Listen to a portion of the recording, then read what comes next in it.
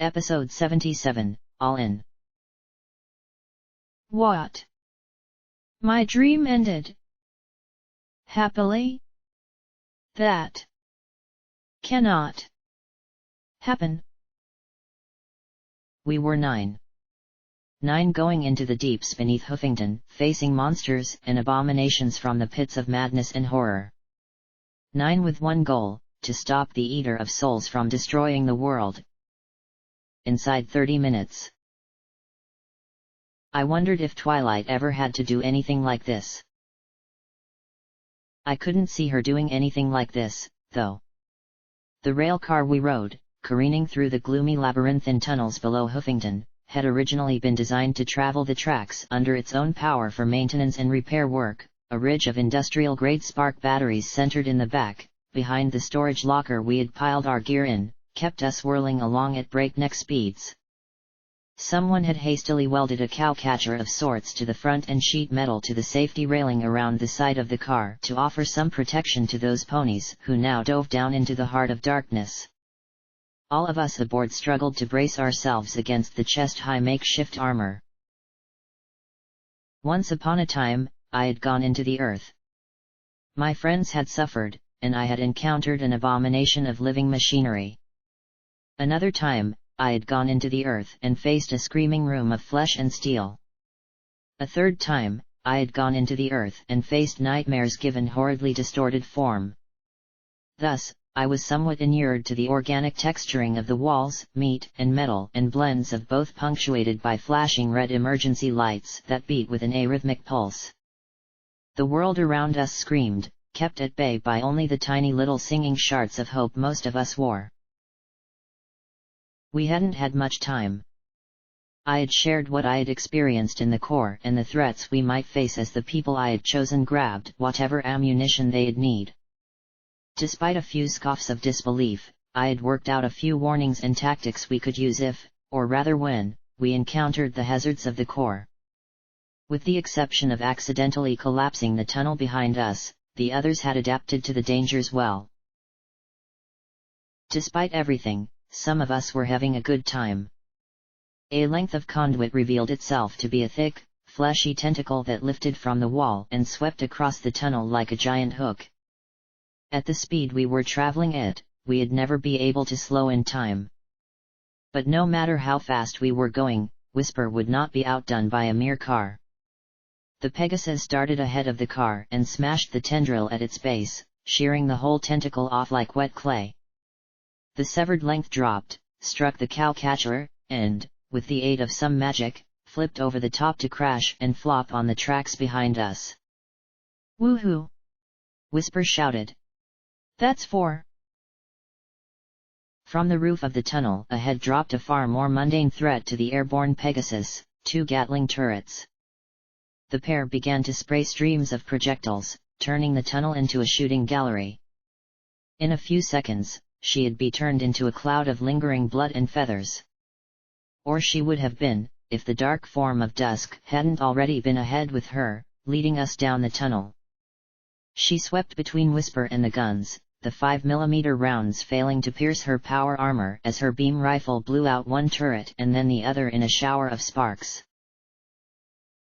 "Dad's going to be so mad he missed this," Dusk said, falling back in next to Whisper as they flew ahead of us. It was tough to hear over the noise of the wheels, the wind, and the echoes, but fortunately my augmented hearing picked it up easily enough. "Too bad you drugged the old fart then, isn't it?" Whisper asked with a grin. "I wasn't going to pick him in the first place," I bellowed up at them. "Better he's mad at me for drugging him than mad at himself for being old and injured. My family needs him, and he can help them a lot more than he can help the world," Dusk said. "No pony needs me now." I wanted to argue, but just then we passed through a merging junction. I looked behind us and spotted 2 Ultra Sentinels emerging from the other tunnel and sprinting after us. Literally. At least, they had been Ultra Sentinels. The meaty flesh that enveloped their lower legs now formed mangled limbs they galloped along the tracks with. They still had their old armament, but now they had mouths. Great metal maws that screamed and gnashed mindlessly as they raced to take a bite out of us. 2 bogies on our rear! I yelled. Oh, can I? The mare at the control stand to the left of the locker offered. No. 4 of us shouted at once. The supports were already compromised, and it only collapsed 90% of the section anyway, the mare muttered. You all act like it was the whole thing. I'm on it. Crumpets shouted. The Steel Ranger's thick armor absorbed the fusillade of red energy beams as she braced herself against the back of the car. She had swapped her shotguns for something a little more substantial. Clear! She yelled, and a shimmery field sprang up between her and us. The missile roared down the tunnel at the pair of cyborgs, the fiery backwash curling against Crumpets and blackening her armor. The machine grenade launcher on her other side chugged away as well, filling the tunnel behind us with shrapnel and fire. Still, these were ultra-sentinel abominations, and even with chunks blown out, they didn't go down. They were just left behind, which was good enough for me. Switch! Whisper yelled. It's on the right. We want to go left, a filly said, and I glanced down to Pythia sitting calmly to the right of the middle of the car in the space under Som, examining the tunnel maps duct taped to the floor around her. Hit the button, I shouted to Lancer. The zebra rose up and stood quite easily on the rattling, swaying floor, steadying his shot as we approached the switch. 3 green lights, their colors washing out to piss yellow with the pulsing of the red emergency lights, glowed steadily on the right wall, 3 dark lamps on the other side. Past the 3 pairs, a button no bigger than a hoof was set in a little box poking from the wall. Had we been traveling at sane speeds, we could have simply stopped, reached out, jabbed it, and waited for the tracks to switch. Lancer hit the button at 100 yards. We needed the time as the lights on both sides turned to flashing yellow and automatic systems started switching tracks. We passed 1 pair of lights, the floor working ahead of us. 2. The tunnel clanked and clacked. The 3rd, and the smoking remnants of the switching button flew past us. Then, just before we reached the split, the lights on the right went out and the lights on the left began glowing steadily.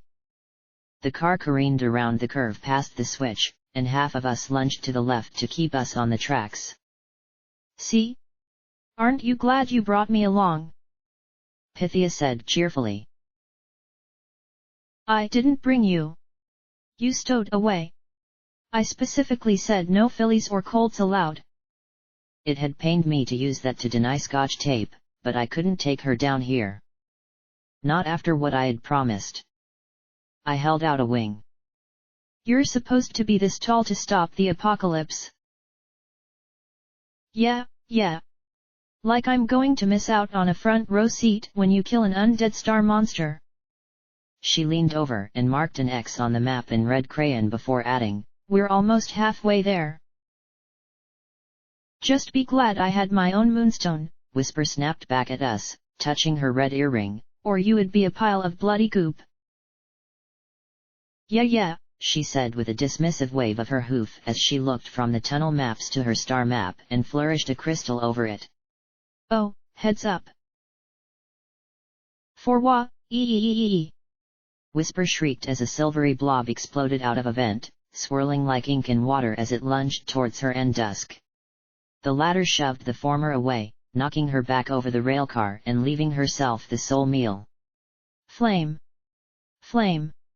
Fucking flame already! Whisper shouted. The mecha sprites seemed to glue themselves to her armor, their mouths working as they started to chew through the black enameled armor. I had no doubt that when they were through, they'd continue to eat. Echo had discovered that the hard way. Then the tunnel roof filled with fire as Ares, standing at the front of the car, set her incinerator roaring against the wind. Dusk was engulfed just long enough for the mecha sprites to pop like popcorn. When the flame cut off, Dusk was left faintly trailing smoke. You okay? The pony in a new suit of red power armor shouted up, a few blackened bits of mecha sprite bouncing off her. Still rare. Yeah. Just ruined the finish. Dusk replied, then barked, Did you just make a joke about cooking me? What's wrong with you? Hey, you work with fire for a living and see how many bad fire-related jokes you come up with, she said as she turned to incinerate the sprites just emerging from another passing vent, rendering the cloud into a shower of sizzling shrapnel. This burner blend is nasty. What kind of moron mixes an oxidizer with the fuel? What kind of moron uses it? I asked with a smile. Touché, the armored pony answered casually. I really wished I had more time to get to know her. I'd just wanted a flamer with me, I had no clue about the pony using it. A few more brilliant flowers of flame blossomed, consuming the last of the swarms, and then Ares asked, Why wasn't any of this reported in the scouting? Because the eater wasn't truly exerting itself then, Pythia explained. It is now. Its soul warps and twists these threats into reality. The filly continued as she traced her hoof along the red tunnel map. Fortunately, the layout hasn't changed much. We're almost to the medial transfer ring. After that, we'll go into the inner. She trailed off. Rock. Inner rock. I frowned, then looked down the tunnel at where a large slab of the roof had fallen down. Lift. Unicorn horns flared to life, and the slab lurched into the air. At the same time, Ares climbed onto the cowcatcher and braced herself against the forward rail. Get clear! She bellowed, and then the slab was on us. Her hind hooves impacted it just before we could smash into it, and the slab went rocketing down the subway tunnel ahead of the car, still suspended above the ground by our magic field. The car's wide metal wheels skipped over the fouled section of track with a hard bump, but we didn't detail. You okay? I asked, working with Sam to keep the rock levitated, sweat dripping down our brows as the strain started to wear. There was a curve up ahead, though, and it wouldn't hurt to ram a big frigging rock into the face of something nasty hiding around the bend. Earth pony for the win, she answered, then shifted from one hind leg to another and worked them back and forth. Though I'm pretty sure Applejack never planned on this. Well, this a little much to plan for, I replied. Though that hadn't stopped some ponies. Huh. Ares looked back at me. I mean using power armor as construction equipment. Then she gave a low laugh. Pretty sure ol' CC would have shit himself if he had seen me just then. I would have pressed further, but suddenly the chunk of ceiling flying ahead of us was bisected, then the halves were sliced, and those divided into smaller and smaller pieces. There was the faintest shimmer of silvery light. Wires! I shouted, and the wheels shrieked, sparks flying as I leapt onto the storage locker to get a clear view. There was no way we'd stop in time, so I pulled out a bottle and telekinetically levitated a cloud of the sparkly, shimmery white dust inside ahead of us.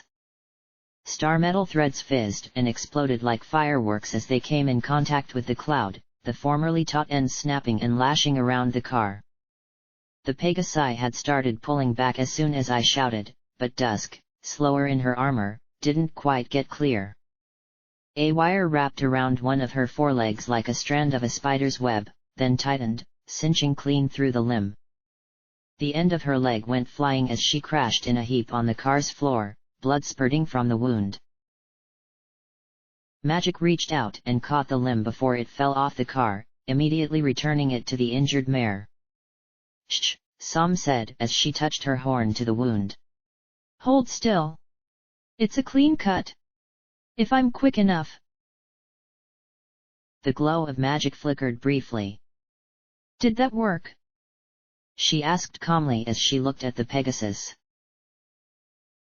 Feels tingly, she said, inspecting the line cut through her armor. And my arm is damaged. Better than missing. Whisper shouted. Wrap it in duct tape and get back into the fight. The cowcatcher blasted the rubble of the fallen, kicked, and sliced Slab off to the sides, and as soon as we were past the threads, we got back up to speed. Soon our tunnel merged at an angle with another one, more cavernous than the rest and with a slight curve to it. 3 sets of tracks ran parallel here, with all kinds of switches going from each track to the others. It seemed vaguely familiar to me. This is it! Pythia shouted. The medial ring. We need to get to the far left set of tracks. Without getting blown up, cut to pieces, killed in a wreck, or shot to ribbons. While these tracks were nominally intact, they appeared to have been coated with the bloody gunk I had seen under the city before. Grotesque, wiggling oblongs exploded into sanguine muck when we struck them. Dusk, her power armor patched with a strip of grey tape, took to the air again, and I landed back at the car's rear. Blackjack! Crumpets shouted, and I stared behind us. The tunnel was coming after us, forming disjointed monstrosities resembling scorpions and crabs that snapped at us as we passed. Other patches of biomass were forming 5-legged wolf-like beings that loped after us with mouths that ran half their body length, or swarms of flapping, gnashing insectal birds that tried to keep up with us. The rail car skipped and bounced as the cowcatcher kept hitting the crud crawling onto the tracks ahead of us. What do I shoot? Shit. We hadn't covered this. Also, what was that distant yellow light and screeching noise from around the tunnel's curve behind us? Everything, I muttered, my eyes widening. We raced along, Crumpets' grenades tearing huge holes in the packs behind us, but there were always more forming and reforming. Ahead of us, incandescent flowers blossomed as Ares' incendiary grenades burst. Shoot everything! The whole car lurched as we splattered something the size of a Brahmin on the tracks. Get us off these tracks! Hard to see the buttons, Lancer muttered next to me as he aimed down the tunnel. They're every 100 yards, I think, Pythia said. Just use math. Use math, Lancer growled. You're probably delivering us straight into its maw. That would be boring. And stereotypical. Bigot. The filly said casually. He started to retort when she shouted, "Switch coming up now!" I didn't see if he was quibbling with Pythia or taking the shot, because I was occupied with several of the flesh dogs racing up beside the car. I lifted a riot shotgun, loaded a drum of flechettes, and opened fire. The pulpy masses that were their heads burst apart in tatters of gore, but more meaty mass arched from the globs alongside the tracks and assembled into tissue, muscle, bone, and fangs. Many fangs. I tried to shoot them before they had their fangs back. Dusk had slightly better luck. Her power armor had a little rig next to the helmet that held her sister's prismatic blaster nicely. The rainbow beam transformed monster after monster into sparkly dust. Ares sprayed sheets of flame overhead, transforming the flying monstrosities into blazing sparks that crackled and popped as they burned away. Crumpets' missiles and grenades sent huge swaths of the fleshy beasts flying away with each detonation, the missiles outright vaporizing flocks. Swarms. Huge clouds of the flappy bitey thingies. Turrets along the ceiling dropped, pouring out death of the ballistic and magical variety, and Sam raised a shield to block their fire till we were past. Then the apex of her shield struck an overhead girder, and the bubble popped with the force she tried to absorb. The alicorn all but collapsed next to Pythia, grimacing in pain. This wasn't the first time, either. One of the hounds launched itself onto the car at the pair, its elongated body opening wide in a maw that could bite a pony in half. Tentacles reached out, and even those ended in lamprey-like mouths. Ares lunged at the monster and rammed the tip of her flamer, and her head, into its mouth, her forehooves reaching around to clutch its jaws shut. The hound's two numerous eyes bulged and twitched, then smoked, then popped. The beast swelled and burst into blackened chunks of cooked meat. The red power armor smoked as Ares pulled back, the enamel pitted with hissing acid, but it was still intact. Woo-wee! If we had the time, that's what I'd call good eating. You've been native way too bloody long, Ares, Crumpets shouted. That's why I left Buckland. Food sucked. The pony said as she tossed the chunks of mandible aside. I have so got to hear this story when we're done. I yelled. So both of you live, okay? Are you sure I can't? Our driver asked again. No. I shouted at her. We need you to control the car. Besides, remember what happened last time. You nearly bury every pony alive once, and no pony lets you hear the end of it, she said sulkily. Then Lancer found a switch and fired, and the lights, here half on the walls and half on signal post between the rail lines, began to flash. There was a clack and then a jerk as we were routed onto the middle set of tracks. One more, Pythia said. Then we transit to the inner ring. We should be able to get to the Eater's shaft from there. The hounds were falling behind, and it didn't look like any more were forming ahead of us. I had no idea why, but I'd take anything I could get at the moment. Now we had concrete support columns on either side giving us some cover from the turrets above the outer track.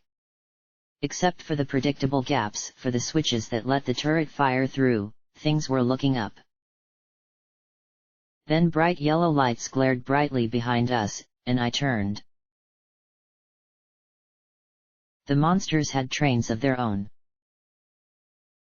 3 of them. And they had mouths. The trains to the left and right of us started to pull alongside us while the one on our line moved in, at its front an immense, metal-studded compactor that smashed and gnashed behind us. Som lifted her head and interposed a beam of magic between us and that train. The magic bulged as the train behind tried to overtake us, bending elasticity as she strained. The other 2 trains to the left and right slowly crawled ahead. The flat cars they pulled were bristling with Ultra Sentinel monster bots. Can I now? Our driver asked plaintively. Okay, I groaned. Now you can. Finally! Sweetie Bot exclaimed as she left the controls, turned, and squeezed past me.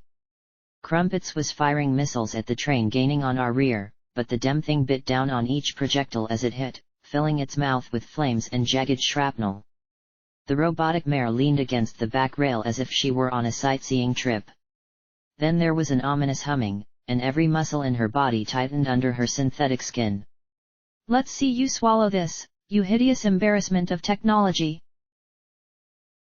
The mare's horn erupted, hurling brilliant emerald green bolts screaming one after another down the tunnel behind us.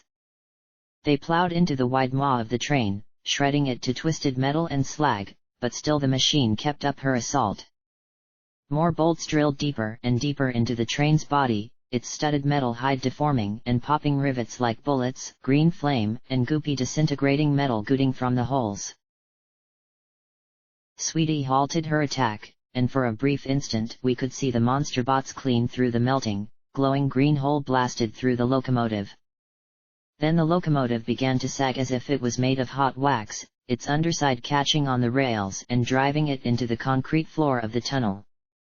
Robbed of its ability to move forward but none of its momentum, the train of cars previously being pulled by the mechanical nightmare was sent careening over its mangled, melting corpse, twisting off the track, into itself, and across the tunnel. The cars rammed into support pillars on both sides, sending webs of cracks up them, and the monstrosities the train had been carrying were lost in the new barricade of pulped flesh and twisted, smoking metal.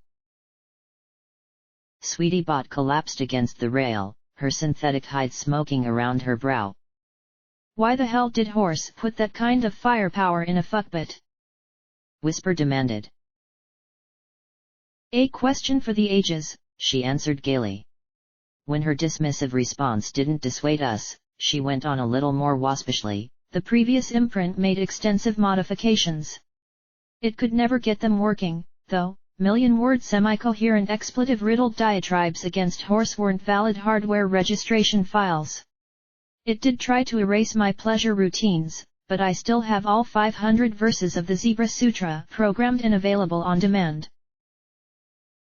"Whatever," Whisper said with a shrug. "Do it to the other two." "Gladly," Sweetie Bot said. "Recharging. 1%. She paused for several seconds. 2%.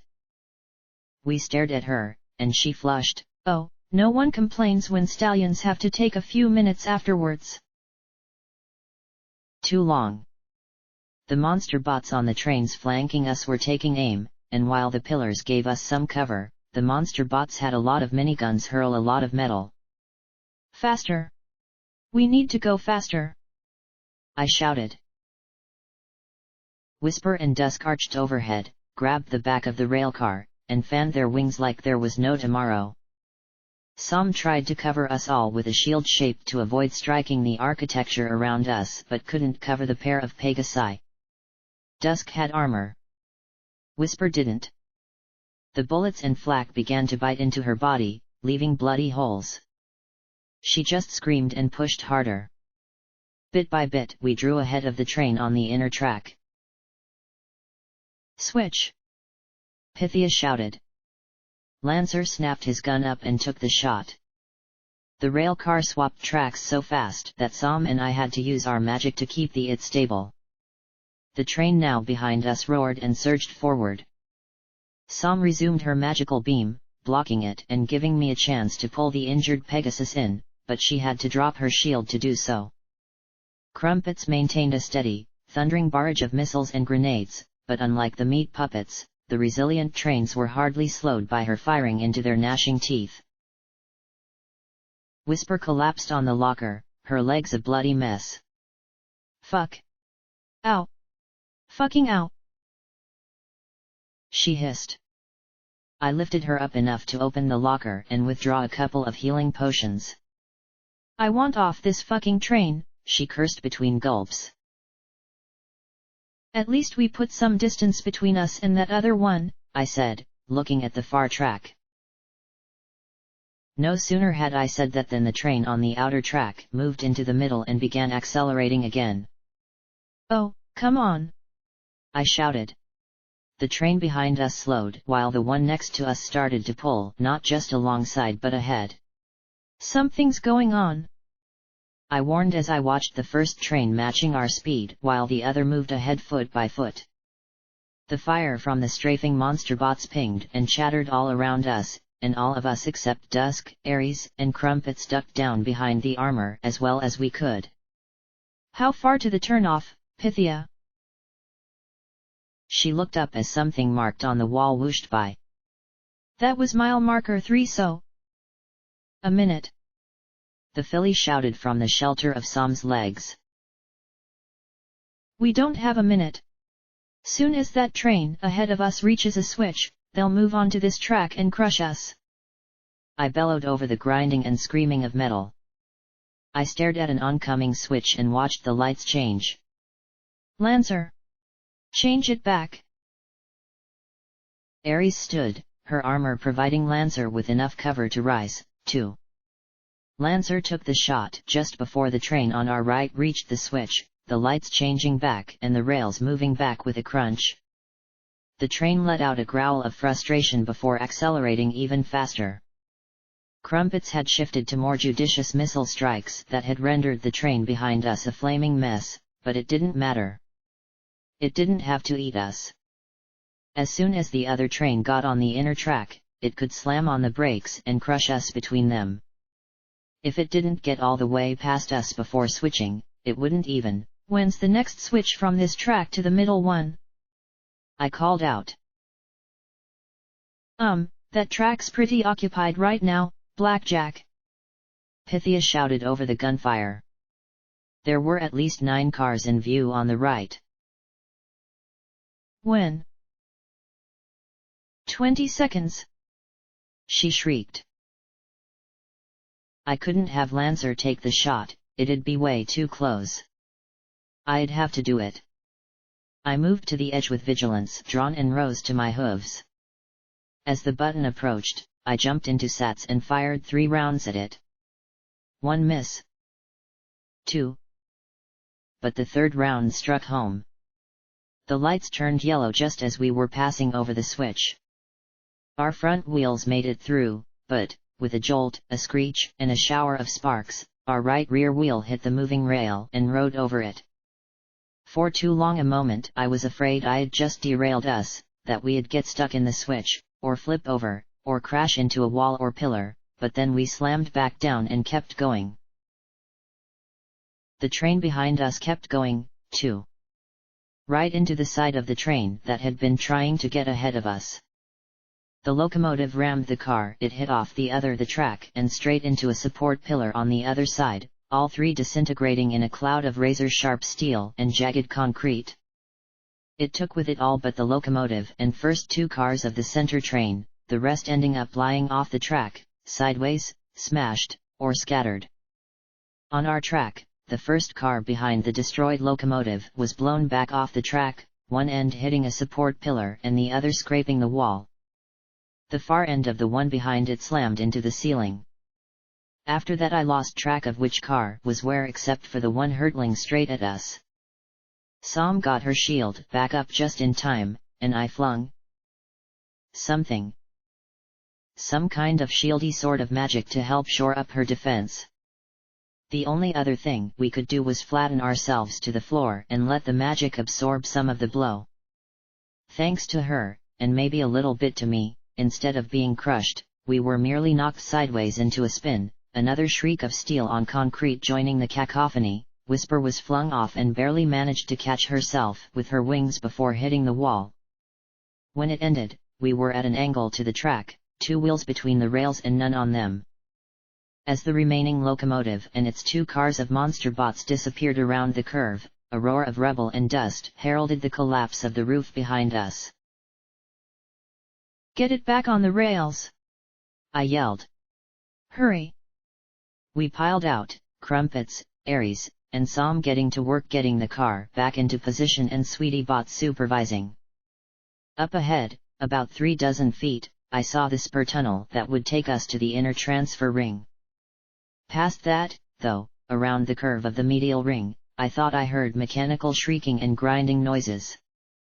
Now wasn't the time to worry about that, though, with the car stopped, the critters we had left behind before were returning with a vengeance.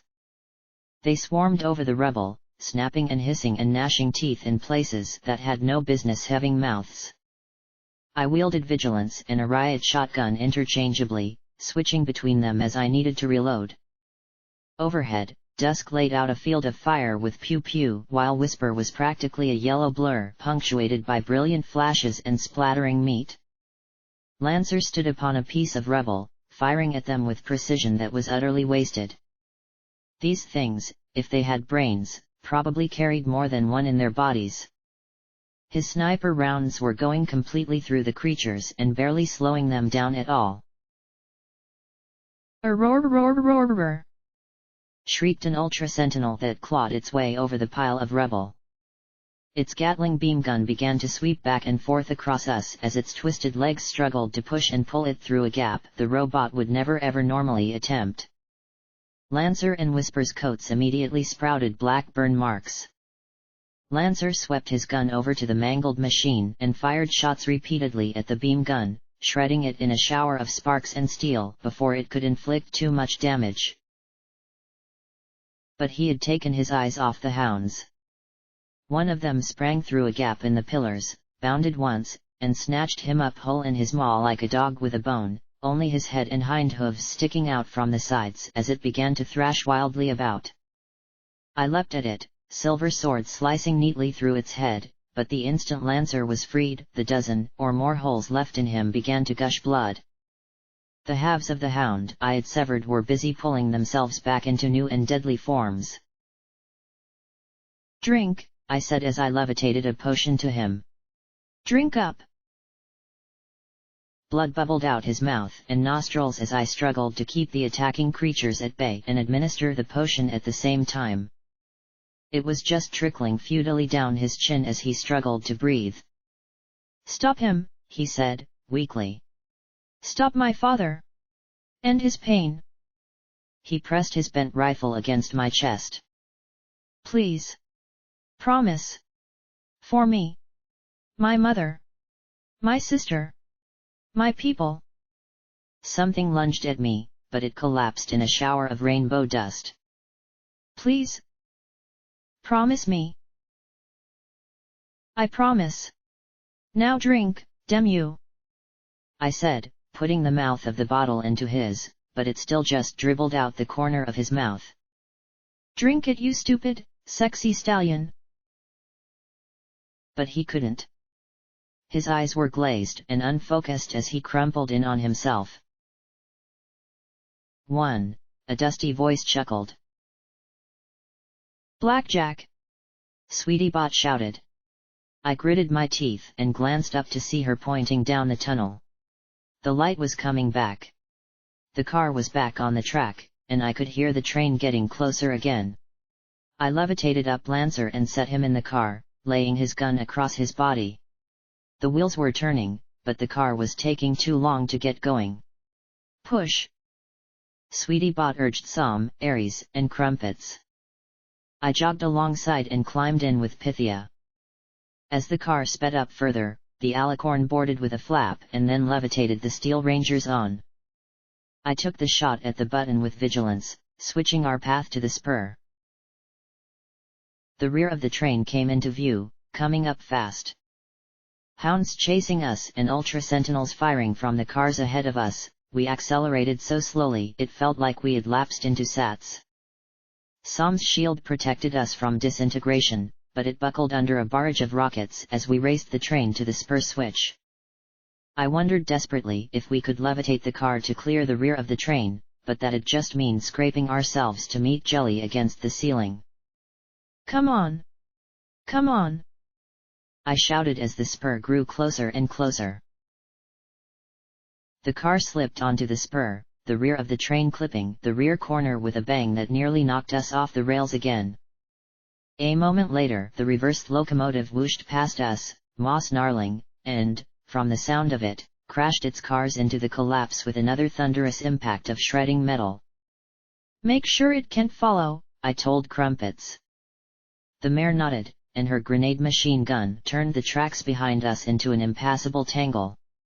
Unless the train grew legs or something. Which wasn't all that impossible. Ugh. I fucking hated this place. I squeezed over to Lancer's corpse in the front. Some of us stared at the body. Others kept their eyes out for threats, like I should have been doing. Did he have a chance to make amends with Magina? To make up for what he had done? To those zebras at Brimstone's Fall? To me? I could only hope we'd be able to get his body back for some kind of whatever zebras did with their dead. "So?" Pythia queried. "How's that curse coming along, maiden?" "Not now," I answered. "Not a whole lot of time left, if not now," she replied. "What do you want?" I asked tiredly. "Me? Saltwater taffy. A kitten. Front row seats at the end of the world. Usual Philly stuff." She poked me in the chest. "What do you want, maiden?" I didn't answer for a moment. "I want people to stop dying," I answered as I stared at his body. "Why?" she asked, as if genuinely perplexed. "Why?" I echoed back with a great deal more scorn. "Do you want to die?" "Eventually, yeah. Doesn't everyone?" she asked as she stared down the tunnel. "Death isn't a bad thing. Pain isn't a bad thing either, really. It reminds you that you're still alive." She closed her eyes. "Suffering is, but that's a concern of the living. She then looked gravely up at me. Do you want to die, maiden? I couldn't answer that. I have to live. I have to finish this, with no one else dying. But do you want to die? She asked, and when I didn't answer, she went on. The legate was obsessed with not dying. For him, it was the ultimate defeat. But so what? Eventually, you lose. It's what makes the game fun. The Eater's so terrified of death because it's the ultimate insult to its ego. How could it, mightiest and greatest of all, fail? But everything does fail, maiden. Eventually the proudest mountains are ground to plains and the tallest trees collapse to rot. So you're saying that we should all die? I snapped. Hadn't I heard enough of this shit from Tom? I'm saying that you need to separate death from suffering. Do you think Lancer regretted coming down here with you? That he wished he had had a few extra minutes outside and let someone else take his place? She demanded of me, and all I could do was shake my head. Good, Pythia said with a small smile. None of us do. We don't want to die, but we're not afraid to. All things come to an end. She stared at me. The Eater wants to live. It wants a second chance at life, and it isn't willing to do it the natural way. It clings to existence because it is the greatest thing in the universe, by its own measure. To cease to exist would be intolerable, as it would bring about a great emptiness that, to it, nothing in the universe can replace. She considered me soberly. So, maiden. Blackjack? What do you want more than anything? Guys, Ares said from the front of the car. I think we're almost there. I stared ahead, scanning for turrets or wires or mecha sprites or anything. But as we emerged into the inner ring of the red tunnels, I hadn't expected this. The core. The red tunnels were supposed to be reinforced against any kind of enemy attack, which was likely the only reason they survived at all. Here, though, parts of the inner wall and ceiling had been gouged away, leaving gaps that opened out into the colossal pit the Eater had scraped during its ascension. Everything that had been in the core and hadn't been needed during for supporting and elevating the Eater had fallen down here. Slabs of building. Passenger trains. Skywagons. Cascades of mulched furniture of all kinds. Pipes and other rail lines, some jutting out from the walls and others piled amid the wreckage. Thousands of emergency lights gave the entire shaft a garish crimson glow. As a final decorative touch, the entire mess appeared as if a bloody slurry had been vomited all over it.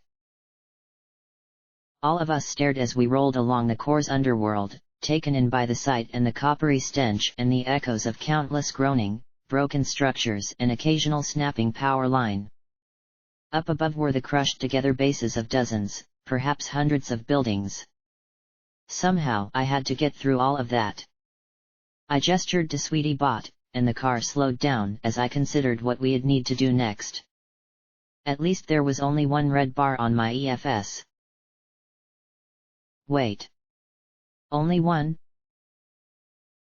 From the depths of the pit rose a gargantuan shadow. A mountain of flesh and meat, pierced and studded with metal and wire. It was misshapen, unfinished, like a clay sculpture the artist had aborted halfway through and had cruelly ripped and torn with malice before throwing it away. If only this were clay. If only. Blackjack, the legate boomed as two enormous, milky eyes turned towards me. I knew he wasn't blind. He had a few hundred more speckled all over his head and shoulders, like zits, to follow us with. He breathed low and deep, not just through his mouth but through countless slits in his chest. He lifted a limb the size of a ship and slammed it into the wall above us. I knew you would come. He gurgled, the voice echoed by a chorus of lesser mouths on his hide, maiden. All of us stared in shock and horror, except Pythia, who smirked flatly at the abomination. The talisman in his chest had prevented him from changing for the worse for 10,000 years or more. 10,000 years of growth. 10,000 years of injury. 10,000 years of poison and disease. He was experiencing it all right now. Death would be a mercy for the legate, not that he'd ever accept it. How's serving fallen stars working for you now, you moron? Pythia shouted up at him. He screamed like 1,000 backed-up sewer pipes bursting all at once and rammed his hoof at us. We accelerated into a covered section of track just as the immense hoof impacted behind us, making the car skip on the rails. Get in the air as quickly as you can, I ordered. Fan out and keep him busy while I look for a way through. Then I hesitated with a glance at Lancer's body lying in the corner with his bent gun. Try not to die. Please. Hadn't planned on it. That's your thing. Whisper snapped as we reached the next opening. Got any heavy metal tunes you could pull out of your ass, sweetie butt? Sweetie rolled her eyes. It wasn't exactly Horsey's favorite genre, but I think I have 1 or 2 tracks. I wasn't sure where she kept her speakers, but wailing sirens started, followed by a heavy beat. Goat music. Something or other. Perfect, Whisper said as she launched herself into the air. The legatus immense hoof streaked down towards us, but she skimmed its surface, drawing a dotted line of power hoof detonations, carnage fountaining behind her and twisting the hoof's trajectory to send it smashing against the wall of the shaft above us. I couldn't understand the song's lyrics, but I didn't need to. The sentiment was clear enough. Dusk and Som launched themselves into the air, Pythia on Som's back. Ares twisted as we passed under the bulging limb and sprayed a thick sheet of blazing flamer fuel over the extremity as Crumpets sent a rocket up into its flesh, a bloody fountain of gore erupting out the side. 50. 51. Sweetie Bot counted morosely as she continued to blare the music. Dusk went straight for the legatus face, blasting those immense milky pools with her beam rifle as she swept around his head like a black wasp. He lifted his other foreleg, blocking the searing spear of light as if by reflex. Whisper was singing along with the music, either knowing the words or just channeling that strange power music held. She'd strafe along his body, arch out, and then slam in with 4 hoofed kicks that blew out bloody chucks. Now, if only he wasn't as big as a skyscraper. I jumped into the air and made my way up towards the tangle of beams, concrete, pipes, and wires, searching for a way through. It seemed impossible. The bases of all those buildings were compressed into a massive knot that even my sword wouldn't be enough to cut through. There had to be a way, though. Some gap. I tried to push through a hole but only got 10 feet before it pinched too tight for me to proceed any further. Pulling my head out, I watched as the car raced around the track, spraying fire and flame whenever part of the legate got close enough. I needed something that could tear right through all this. And then I spotted a green glow on the track. Sweetie Bot! I shouted, and teleported down to the car. Don't! Her horn let out a fusillade of bright green bolts that blew clear through the legatus torso in a strobe-lit cloud of gore. The hole tore wide, unleashing a hot slurry that had him clutching his chest in agony. Fire! What now? Sweetie Bot asked, her horn and forehead smoking. I can't get through up there. I need your horn to punch a hole through that crap. I shouted, pointing up at the cavity ceiling. Sweetie Bot stared at me, at the ceiling, and then at the legate. Okay. Recharging. If you're just hanging out down there, Whisper shouted down at me as she whirled around the legatus head, darting in and out like a yellow lightning bolt. Could you lend us a hoof? If you're not too busy. The heaving mass clutched its chest as the hole continued to discharge gore. I watched the legate carefully. He was healing, but nothing like before. His body seemed to be just squishing the injury closed. I flew up to where Sam was hovering with ammo and bottles of healing potions in Pythia's lap as she sat on the alicorn's back. Does he still have the heart? Namtar says only the maiden can kill him, but Dagon says no living thing can slay him. Make up your minds. She mumbled sullenly as she peeked at a folded-over section of her map before looking irritably at me and answering, The chunks are in there still, and they're keeping him going. The Eater's probably supporting him with that soulless flesh, too. There's no way in the abyss that he's alive naturally. Then she muttered, The stars are being butts, though. I really thought I had worked that out. Right. I sighed and closed my eyes, then opened them and stared down at the legate. The immense behemoth's mouth split wide as his countless eyes glared back with millennia of malice. Come, maiden. Let me correct my prophecy, the legate said as he spread his hooves wide. But in doing so, he exposed that grievous wound in his chest. My eyes picked it out, a twisted knot of black and green light that wildly flickered and flashed. It was wedged in a spur of busted rib the size of a large tree. Tell the others, I said, looking at the pair as I drew the star metal sword in vigilance. Get the pieces to me. Keep everyone alive. I stared at Pythia, and she started at my gaze. If there's any star out there that will help me, I'll take it. Whatever games they want to play, I don't care. I need to win here. For an instant, Pythia's expression mirrored her youthful form. Then she thumped Sam's neck.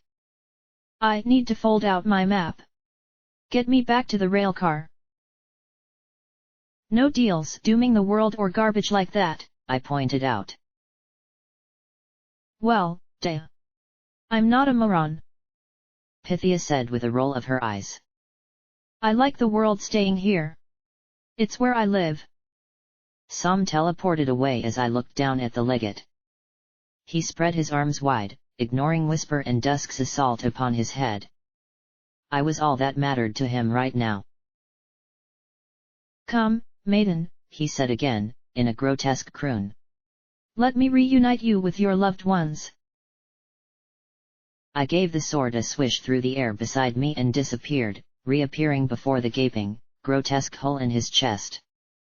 Hot, wet air and the stench of a slaughterhouse hit me like a wall, but there, in front of me, lay a quarter of his heart, no bigger than my hoof. And instantly I was assaulted by his fleshy entrails. 100 or more serpentine coils of viscera shot out in bloody streamers, roping over my wings and legs. They coiled around the hilt of the sword and yanked the blade short of the stone. Both the blade and I were pulled into the cavity, and it took all my telekinetic power to keep him from pulling the sword away from me entirely. Oh, a teleport. Didn't see that coming. The legate chuckled sarcastically. And while I'd love for you to watch more of your friends die, I think you've experienced enough of that. I smelled bile. Time for lunch. Crimson and rainbow beams dazzled around me, turning the flesh into a cascade of rainbow-colored ash.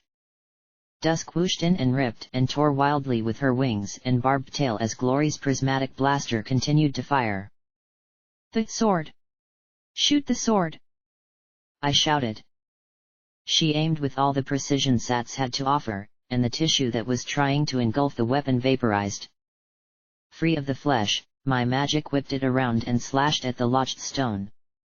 The impact made the entire mountain of meat tremble as I struck again and again, feeling a thrill of joy at the legatus howls. On the third blow, the stone exploded into fragments, and I watched as those fragments exploded into dust. A dark mote, throbbing with crackling green energy, hovered for a moment before it was pulled into the legate. Towards his head. The next one is in his head, I shouted as loudly as I could. Probably inside a skull thick as a concrete bunker. Dusk ripped me free, and I moved a little bit away. Dusk didn't follow, though. I turned and saw her struggling with her hind legs buried in the legatus mass.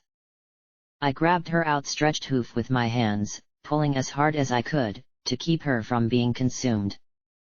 My horn flashed multiple times, sending bolts of white magic into the sanguine innards, but she was slowly pulled deeper. Then a shadow moved above me, and I saw the Legatus' immense hoof sweeping down. Go! Dusk shouted, and then she shot me in the chest with pew-pew. Luna's armor absorbed the blow, but it still stung more than enough to break my grip. I teleported back, the hoof rocketing by and trailing a vortex that pulled me after it, flipping me over several times before I could stabilize myself. I watched as Dusk disappeared into the Legatus mass. I can feel her wriggling. The legate taunted. Now, be careful with those damned energy blasts. Wouldn't want to kill your friend. Oh, he really needed to die.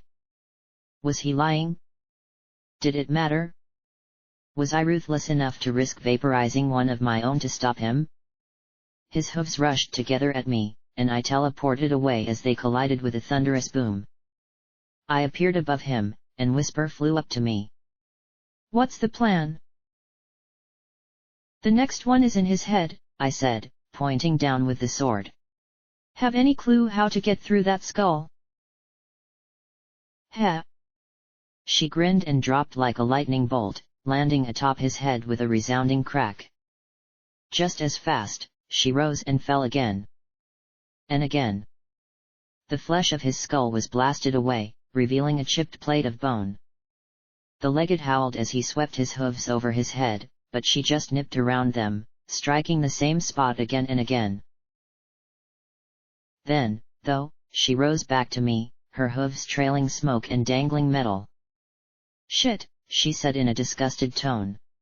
His skull's thicker than most I try to get through. She regarded her power hooves. Let me snag a replacement. I'll find some way to get in there. She darted down towards the car. The legate punched a monstrous hoof straight up at me, and I teleported down to the car as well. The entire chamber boomed, and debris clattered down on us as we rolled along. Some protected us from the shower of stones, the cowcatcher banging aside the largest debris. Whisper landed and narrowed her eyes. Frigging magic, she muttered as she pulled off the blackened power hooves. How are we going to get through that skull? 41. 42. Sweetiebot counted regularly. Not you. I need you to make a hole. I told Sweetiebot, then turned to the others. Behind us were loud booms as the legate mashed his hooves at us, twisting around to try and get a good hit. We needed to scatter. You need to get his bonds open. Crumpets asked me. I nodded. She looked at Ares, and the other ranger nodded once. Leave it to us. We'll crack that nut. I'm an expert at dealing with thick-headed ponies. Then she paused.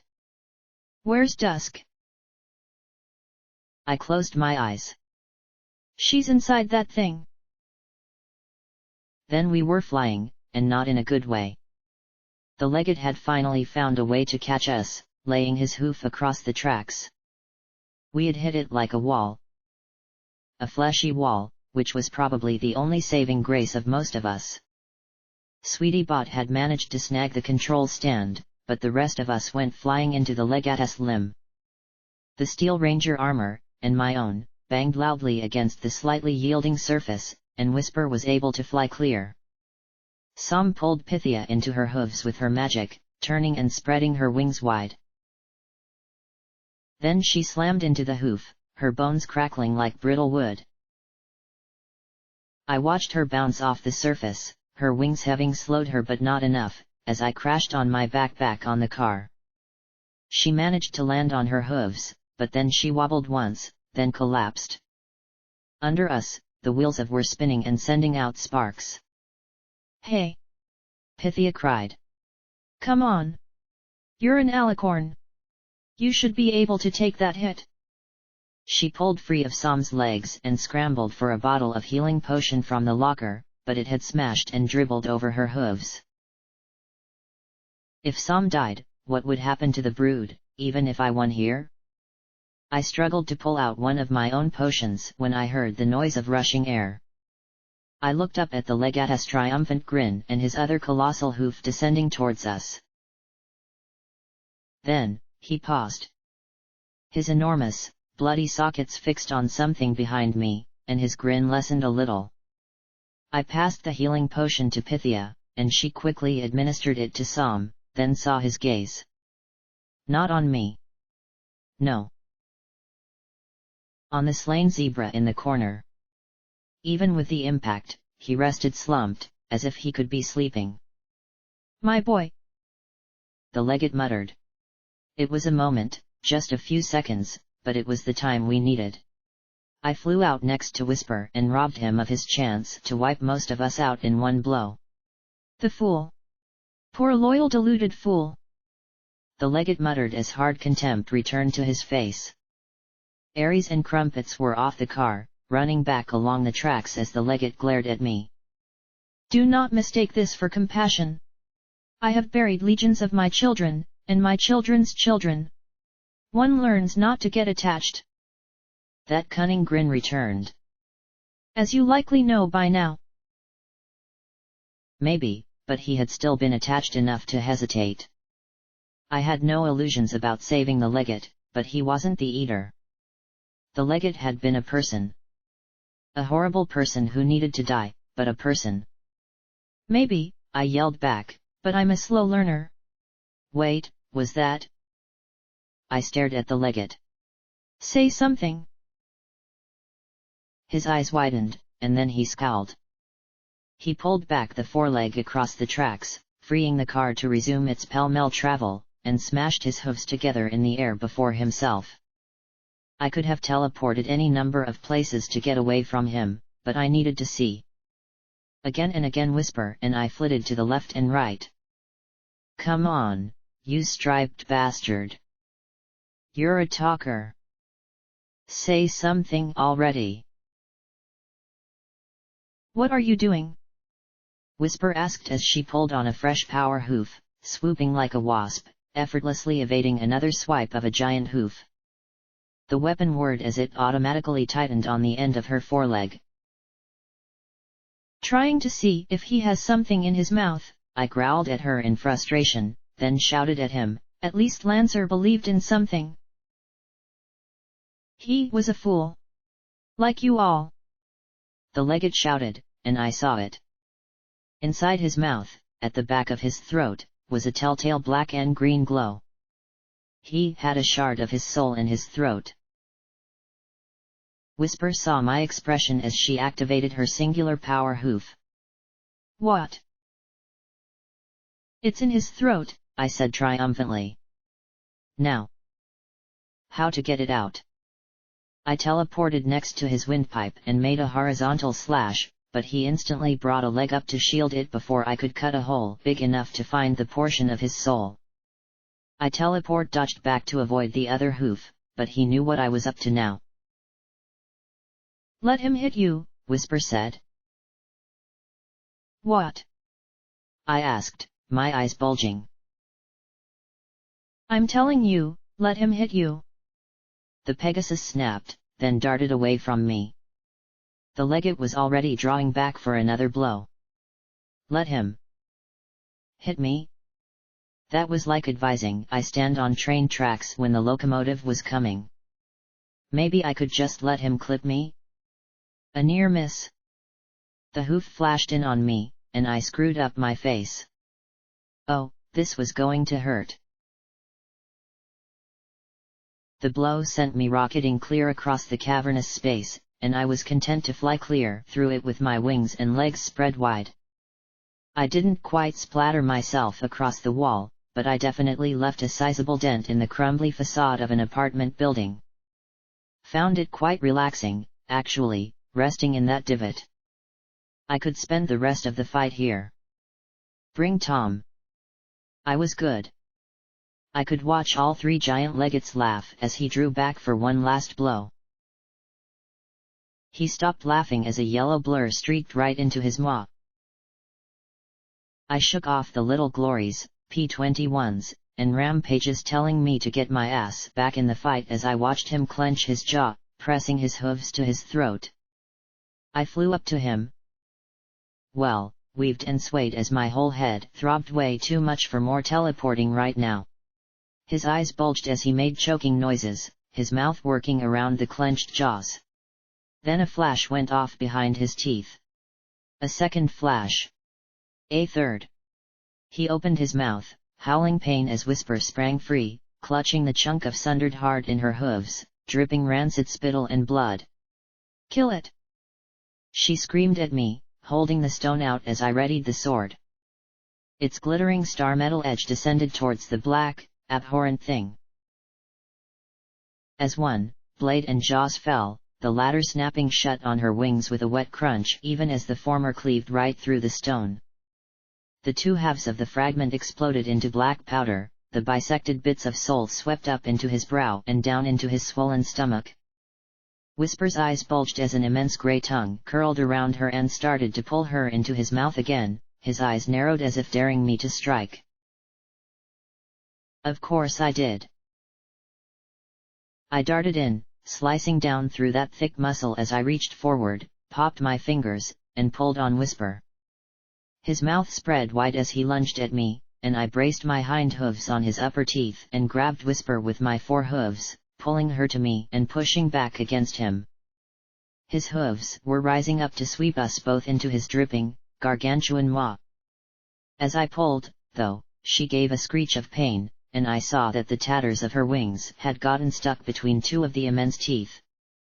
We shared a moment, just one, and then without hesitation I brought the sword around and severed her wings in one smooth slice. She fell, and I teleported to catch her as the legatus frothing red maw gnashed on bare air. Blood spurted from her sheared-off stumps as I carried her through the air towards the car. We both crashed to the floor, and I was greeted by the welcome sight of Sam awake, though slumped against the storage locker. Her horn was cracked at the base, and she was handling a healing potion delicately with her hooves. "Fuck! Fuck!" Whisper muttered over and over again, taking the potion and drinking it down. When Pythia offered a syringe of Hydra, though, she immediately waved it off with a furiously glare. The bleeding didn't stop, so I pulled some bits of old cord from the storage locker and tied them tight around the stumps. "They can regrow them," I told her. "They regrew Glory's wing." She just nodded, her body pale and trembling. "I've got a full charge now, Blackjack," Sweetie Bot told me gravely. "I can make a hole up if you want." It was the right thing to do. Except... "Go ahead," I said as I flew aloft. And was struck by a boat. Okay, it wasn't a boat, but I had been hit by boats before, this was just like that. Once again I was reduced to a quivering lump of augmented princess. This time, though, I didn't embed myself in the wall so much as tumble down the slope, banging and flailing as I struggled to regain control. I finally got caught on an I-beam dangling over the abyss. The legate drew back a foreleg for a finishing stomp. Then a flurry of brilliant emerald hail blasted right through his shoulder, and the limb was cleaved off completely, immense jets of gore spraying out of it and the stump as it fell. The legate howled, then swung his remaining foreleg in an overarching blow that struck the tracks with an ear-splitting crack. The section of track the car was on broke free, sliding down the ruin on a slope of debris that had the very earth shaking. The I-beam came loose from the rubble, and I went tumbling down through the dust as well, trying to keep myself together as I rolled. I came to rest amidst the blood swamp that engulfed the legatus waist. Above, he kept howling in pain, slamming his hoof around wildly, perhaps trying to bury us under all the debris he was knocking free. Finally, it stopped, and I made out the glow of an alicorn shield. I started towards it but stopped as a knifing pain blossomed in my side. I looked back at the sight of a length of steel bar punched clean through me. And another. And another. Lifting the sword, I carefully sliced through them all, then pulled out the lengths. After each, I chugged a healing potion as I felt my insides spilling out. If only I'd had you on the moon, I muttered as the dust settled around me. Over to the side, I could see the rail car lying on a slope few dozen feet from the jiggling pool of gore around the legate. My head throbbed so much, I didn't risk magic, flying over to the vehicle instead. Is everyone okay? I asked, looking at Sweetie Bot, her synthetic hide lacerated and exposing metal and bands of black muscle beneath. The music had changed from shouting incomprehensible lyrics to something lower, tenser, and instrumental. Som held Pythia in her hooves, the filly clutching the star map to her chest and appearing as if she was actually regretting her brash decision to come along with us. Whisper just looked equal parts miserable and pissed. I can't believe I need a frigging gun, she muttered as she glared at the battered and bent storage locker. Recharging, Sweetie Bot said with a definite buzz and crackle in her voice. Diverting energy from repair systems to main pool. Mr. Horse is awesome. Her green eyes flared. Ugh. Stop it. We looked at her in bafflement. I am in danger of losing my patience with that dumb protocol. I didn't know where Aries and Crumpets were. There were 2 other blue bars besides the 4 with me, but I couldn't pick them out through the dust and wreckage. I had no idea what they were doing, for all I knew, they had been buried alive in the avalanche. We need to end this, I said, pulling out Folly. We only have 15 minutes till Tom hits. Wait, Pythia said. He's still got chunks of that soul jar left in him. You might vaporize his mass, but he'll still be here. Do you want to face whatever's left of him and the Eater at the same time? There's one piece in his brain, and one piece around there, I said, pointing at his waist. I've got no clue how to get at either. Huh. They gravitated to his chakras. Be glad there's not 7 chunks, Pythia said, and when we all stared at her, she waved her hoof. Look, I don't have time to go into Ashadic meditation techniques right now, okay? Bigger things to worry about. Such tenacious little gnats, the legate wheezed. You are wasting my time. I will be restored again and again. Then his hoof slammed down 100 feet away, making the ground shake. You cannot defeat me. Another massive impact, closer. And closer. I slipped the silver bullet into the breach, and the weapon became live. Wait, Sweetie Bot said as she limped to the rear of the railcar, where the ridge of spark batteries crackled and popped. She looked them over. Get ready to hit the stone in his gut, she said to me, then turned at Pythia. Tell me where to aim. What are you doing? I asked as she yanked out 2 sparking cables. Violating my warranty. No time for a shielded interface, she replied. She turned back to Pythia, and the mare pointed at a section right about where his navel would be if his navel wasn't covered in a patina of gore. The hoof rammed to the ground next to us, making the whole car slide several feet down the slope. It's been fun, Sweetie Bot quipped. Then she jabbed the cables into her ears as the shadow of the hoof rose over us. Wait! I shouted, but it was too late. Her mane caught fire as her eyes blazed a solid green.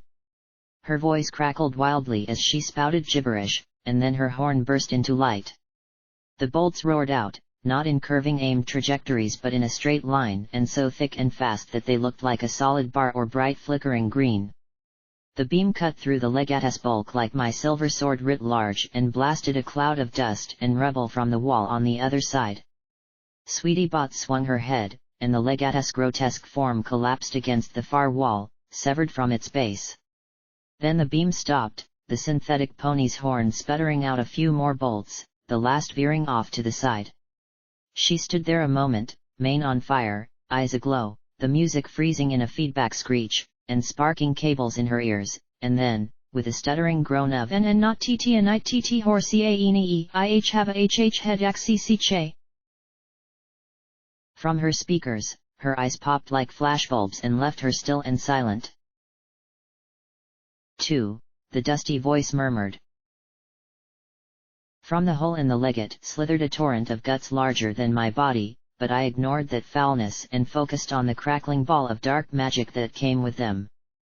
I bodily shoved the masses aside, trying to push aside how they were forming wiggling fingers that started to clutch at my limbs, and pulled the stone free. One good hit, and it exploded into powder. The black soul mote streaked up, and the grasping tendrils around me melted into slurry. Clingy, bloody slurry that was like wet concrete, but at least it wasn't getting too friendly with me. The rest of the legate was looking scarcely better than his rapidly dissolving lower half. His body sagged, as if he were having trouble keeping it together. As he swayed, he glared down at me and shifted his weight. Suddenly a whirring roar rose up from the car, where Whisper struggled to keep a minigun braced against the railing. "This is so not my shit!" she screamed as she kept a stream of bullets pouring up at him.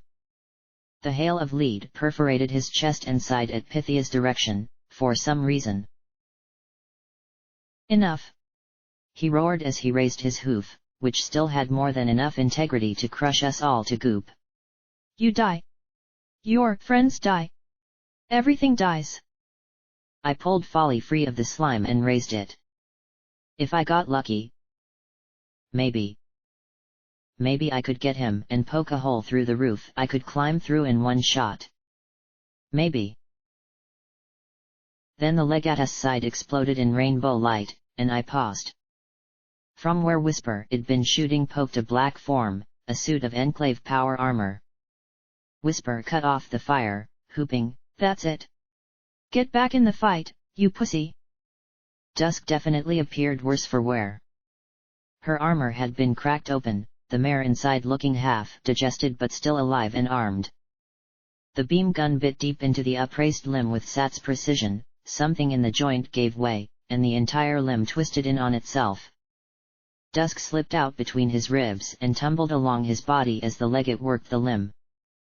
He seemed to be struggling to restore it, though. The muscles were reforming, but they were malformed and warped upon his shoulder. I gladly held my fire, kicking my way free of the gore and half flapping, half swimming to where Dusk was slipping under the ooze. Her feathers and dark mane were gone, and patches of her hide were milky and peeling off, others were missing altogether, exposing damaged muscle. "Med-X," she croaked, her whole body trembling as I kept her out of the slime. I administered an injection immediately, and she relaxed in my embrace. "Okay," she said weakly. "Daddy has no right to tell me he's the biggest badass in the Enclave just for fighting off an overgrown lizard." I carried her out of the pool to where Sam had 2 healing potions and the Hydra waiting, and she eagerly sucked the potions down as the more potent drug regrew her epidermis. "That was the worst," she started to say, then spotted Whisper's truncated wings and looked back at her own featherless but still present ones. "Huh? Yeah, fuck you. At least I don't smell like barf," Whisper retorted. The legate slumped against the wall. "Persistent? Tenacious? Fools!" he boomed. I scowled and pointed Folly at his head. The angle would be all wrong for getting out of here, but at least I wouldn't have to deal with him anymore. His bloody lips spread in an impossibly wide leer. Then, from high above the legate came the thump of an explosion. Then another. Then a third, blasting out of a broken tunnel. The legate twisted his head up and stared with an almost weary expression as a train, this one a string of industrial tankers, came rocketing out the broken tube.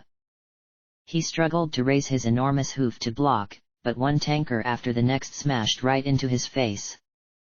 Sam grabbed Sweetie Bot, Lancer, and Pythia with her magic and took off, and I pulled up the Pegasi as the wreckage continued past the ruin of his head to land around his body. The tankers burst open and covered him with pungent liquid, and flatbed cars sliced into him like immense blunt knives, then the fluids burst into flames, setting him howling, and then a pair of coupled locomotives shot out and smashed into his head like a thunderbolt.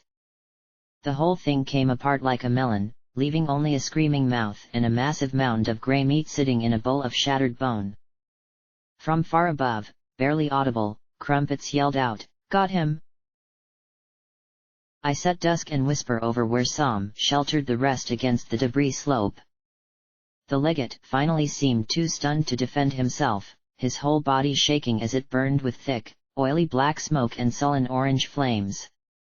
I flew over to the ruins of his skull and spotted the stone embedded in a spiral-like wiggle of brain.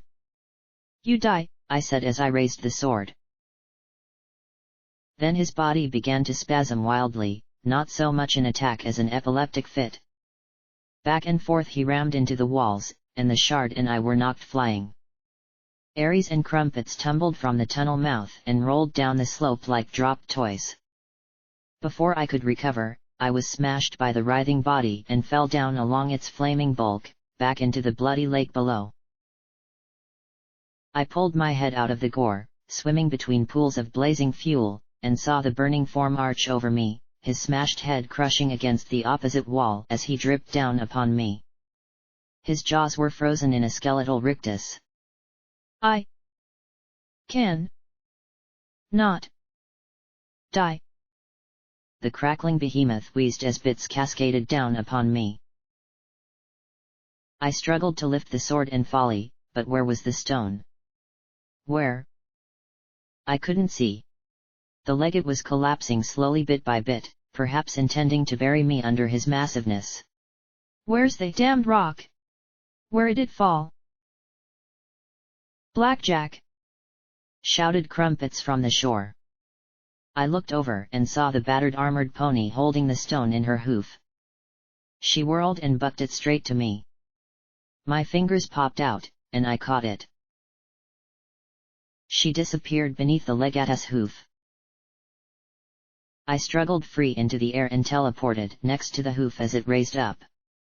The armor lay broken where it had been compressed into the debris. "Ow!" she rasped. "Hold on," I said as I looked at the monstrosity above us. "Enough. Die already!" And I struck the stone with all the force I could muster. The sword cleaved the last of his magical heart, and the last of it vaporized. The black soul mote exploded out and lingered in the air for a moment, then flew up above me to where the smoldering body had finally come apart in smoking slurry and collapsed down into the pool in a great splash of gore. Everyone scrambled back down the slope to where Crumpets lay next to me like a broken toy. "Is she alive?" Dusk asked as she slumped against Whisper. "Hey, Enclave! Don't you know us Rangers don't die so easy?" Crumpets replied. "We have to get her out of that armor. A healing potion won't work if she is being crushed," I said, lifting the silver sword. Dusk shook her head. "No. Don't. She's probably got all kinds of internal bleeding. Right now, the armor is the only thing keeping her alive." The Pegasus scowled back at all our stares and snapped, "What? You try having a sibling in medical school and not picking up some trivia." "Well, at least he's finally done," Aries said as she looked up at the corpse. A dry chuckle sounded in my mind. A hoof struck her helmet, pushed through her visor, and out the back in an explosion of bone, brain, and metal. "And that's 3, the voice rasped. Perched casually on her head, foot lodged in her brain, was the legate. Not the enormous monstrosity. He had reverted to his old size, but now he reminded me of Dawn. His coat was a silvery synthetic fused with pale hide, striped with glowing green lines of energy. His eyes churned with the green and black energy of the soul motes. One limb ended in a truncated spur of bone and meat that finished assembling itself before my eyes in a flash of baleful green energy. "I told you! I cannot die!" he said calmly, lips curled in sublime confidence. I swept the sword at him, but he leapt away almost as fast as Whisper could move. Oh, come on! I shouted as I spotted him standing on top of his own body. I smashed the heart. Game over. You're done. He was on me in a flash, literally. He might as well have been teleporting as he smashed into me from the left and the right, whirling like a green striped blur. Of all my friends, I was the only one who was, relatively, still in fighting condition. Again and again I struck out at him, and again he thrashed me. My bones cracked and my armor dented, and he knocked me to the ground. When I tried to rise, he hammered me back down again. Whisper and Dawn tried to move in closer to help, but I snapped, "Stay back!" I didn't want him to pull something with them. 3 more times I struggled to rise, to blast him with magic, to cut him, to do anything. And 3 times I fell bloodied to the ground. Finally, I simply stayed there. "That's right," he crooned in my ear before slapping a hoof across my face and rising to address my friends. "I want witnesses to my triumph." More than his speed and his strength, that smug expression of superiority on his face really pissed me off.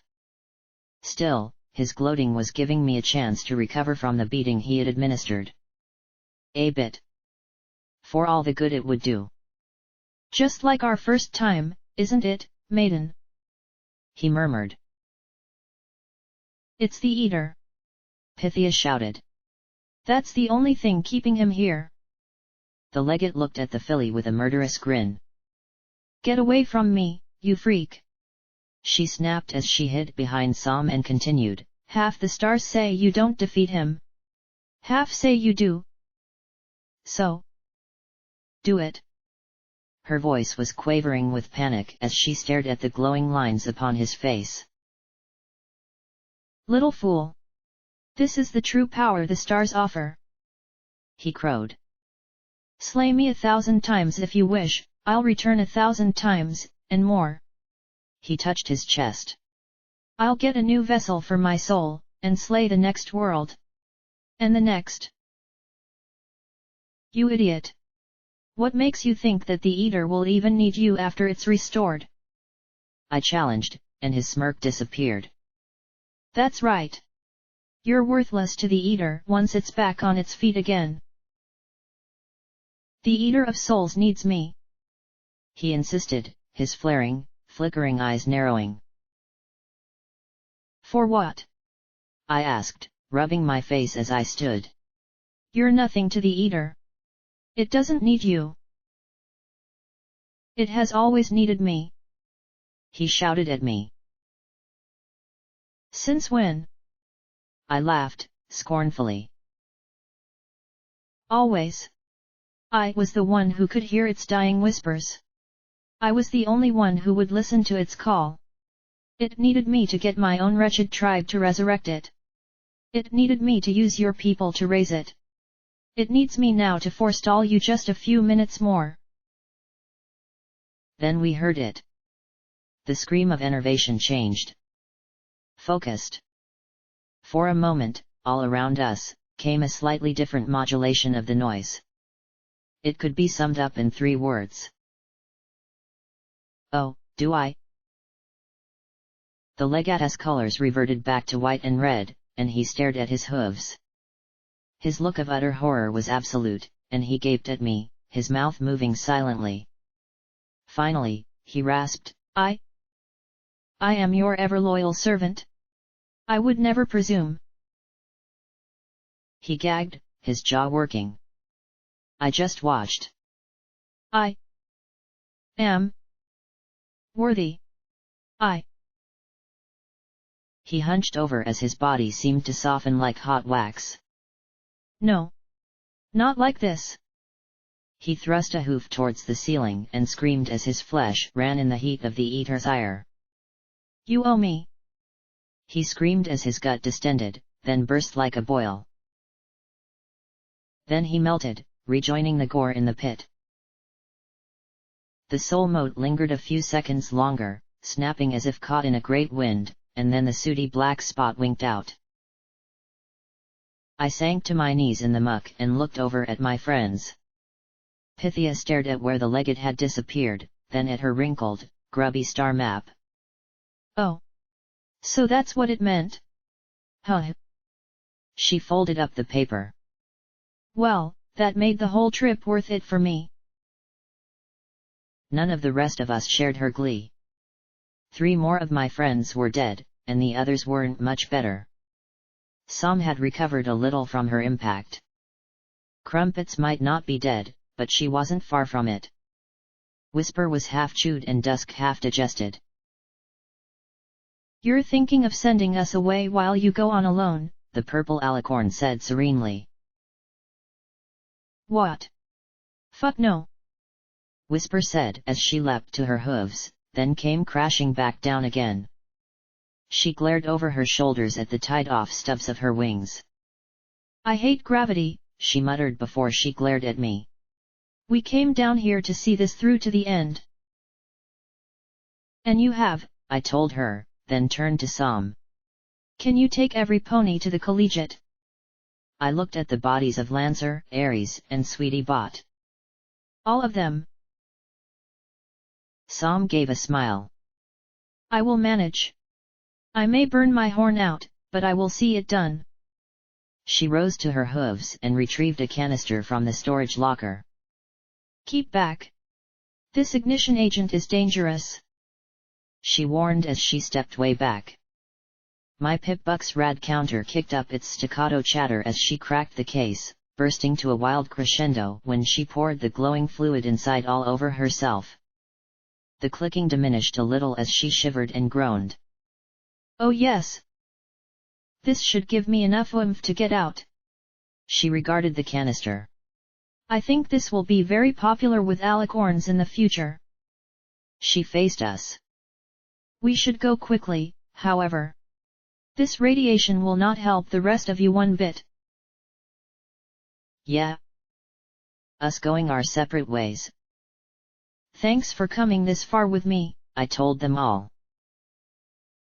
Will you be all right?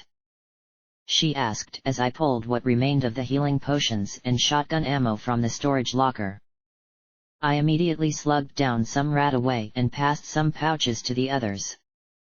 There was also a small bag of gemstones. After getting Luna's soul, I had always been topped off, but still, couldn't hurt to bring them along. Hey! Nothing to it. Go up, spank the eater, save the world. It'll be done in 10 minutes, tops. Or else we'd be done. Either way. I looked at the maimed, the burned, and the crushed, and then to Pythia. Coming. The filly flushed. There's a difference between being in the front row and being on the field. I saw the traitor undone by his own words. Thanks, though. She paused and screwed up her face. I called in whatever favors I could. You've got a lot riding on this. Don't screw it up. What's it going to cost me? I asked. You? Personally? Don't worry about it. The games and stakes stars play for. Well, let's just say all the higher powers interested have put their chips in the pot. Just need someone to deal the cards and see who hits, who stays, and who goes bust. She peered at Crumpets. And I think we'd all better get going. Yeah. I paused, then pulled out Vigilance and turned to Sam. Hey. Make sure this gets to Grace. I dunno which of them is going to use it, but they should have it. I said as I passed the weapon to her. You know. Just in case. Oh, fuck that, Whisper snapped. She trotted right up to me and brought her hoof across my muzzle. None of that giving your shit up before you die shit. You're going to live, understand? She demanded as she glared at me. Rampage isn't here to smack that shit out of you, so I'll do it. And when you're back, I'm going to kick your cybernetic ass to show every pony who's the baddest mama in the hoof. Got it? Wait. I gaped at her. You're pregnant? I never would have. She stared at me flatly, then gave a strange noise, part contemptuous tch and part teary sniff. Just fucking survive. Okay. There were tears in her eyes, but she quickly scrubbed them away with a hoof. Ugh, that breath. She muttered before turning away and addressing the others. Let's go. Blackjack can catch up later. I walked a little ways from them. They stared at me and I at them, as none of us said the word. Sam gave me a warm smile, her horn blazing brightly, and then disappeared. I stared at the space they'd occupied for a moment. Goodbye, I murmured. Then I flew into the middle of the chamber. I drew Folly, smiling. How funny, what I was planning to do was almost the definition of foolishness. If I had known when I had taken EC1101 from my stable what I'd face, how much I'd lose, how steep the odds I'd have to beat were, I probably would have thrown the damn thing in the ocean and called it good. Maybe the world would have been better for it. Raising the gun overhead, I aimed right at the center of all that compressed ruin that had been the core. I narrowed my eye a little, slipped into SATS, and activated the weapon one last time. The beam lanced up, and the ceiling shattered. Girders, pipes, wires, wagons, trains, and concrete came cascading down in a deluge of ruin, filling the pit beneath me with the corpse of the city. Folly had cleared a path through the falling remains, though, and as they fell around me, none fell on me. I floated there in a void, the edges of the cavern invisible in dust, darkness, and rubble, green light surrounding me in a column descending from a hole like a great baleful eye. The junk overhead had resettled, but there was a way clear. It was just going to be a bit of a climb. So, this is it? Rasped a voice in my ear as I reached the hole. I started squeezing my way quickly but carefully through the packed mess as it shifted around me. Looks like it, I said, and glanced at the bony skeleton in the duster and cow pony hat. I thought you had died on the moon. I teleported through a gap that was closing ahead of me. Of course, the dealer kept right along with me, shuffling cards between his dusty hooves. I was always more than just him. Besides, I know you wouldn't want to make this trip without an escort. No pony should die alone, he said as I climbed. Well, forgive me if I'm not in the mood to chat, I said as used the star metal sword to cut a gap I could fit through. I didn't want to wear out my horn before I got up there. I don't know what we'd talk about, anyway. How about? He drew a pair of cards and held them up for me to see, the ace and queen of spades. How about you tell me about how you got your cutie mark? I stopped, giving him a skeptical glower. My cutie mark? Every pony has a cutie mark story. What's yours? He asked. I shoved a piece of steel. I got it playing cards. Suddenly, something gave, there was a bang, the piece of steel I had shoved wrinkled like a wet noodle, and the cavity I was in halved in size. I stared around, wondering what would give first as I tried to find a gap big enough to fit through. Why do you care, anyway? You're just a hallucination. Proof I really am crazy. Or proof that, even toting that goddess around, you're still Blackjack, the dealer retorted. Come on. Tell me. Who else are you going to confess your sins to? It was stupid. I should have been focusing on the task ahead, not the past behind. There was so much blood on that path. A river of blood. Yet I found myself speaking, despite everything. It was the first card game I was ever invited to. With Mom's job, no pony wanted me around when rules were broken. I spotted a gap to the side and shimmied that way, finding a spot where I could climb up a dozen more yards. The dealer kept up with me, leaning in a nook in the wreckage. So what's the big deal about a game? He asked as his bony hooves shuffled the cards. I sucked at it, is what. I didn't know how to bluff, or count cards, or anything. I said as I found my way barred by a skinny beam that might, or might not, have been load-bearing. I couldn't get a good look in the space beyond for a teleport, so I braced my hind legs and shoved slowly, but firmly, my body straining, the injuries I had taken earlier burning. I won a round and got my cutie mark. End of story. I finally made a gap I could get through, spotting a half-dozen silver wires tautly strung in the space above. Good thing I hadn't teleported. I used a bit of moonstone dust to vaporize them. Even Cognitum said so. Victory was my special talent. I don't think so, he said as he turned a card, showing me the nightmare version of myself. After all, she didn't win where it really counted. She had planned on ruling afterwards. Dying kind of negates all that. He put the card back in the deck. That mark's seen just as much defeat as victory. Luck of the draw, which comes out on top. But death now.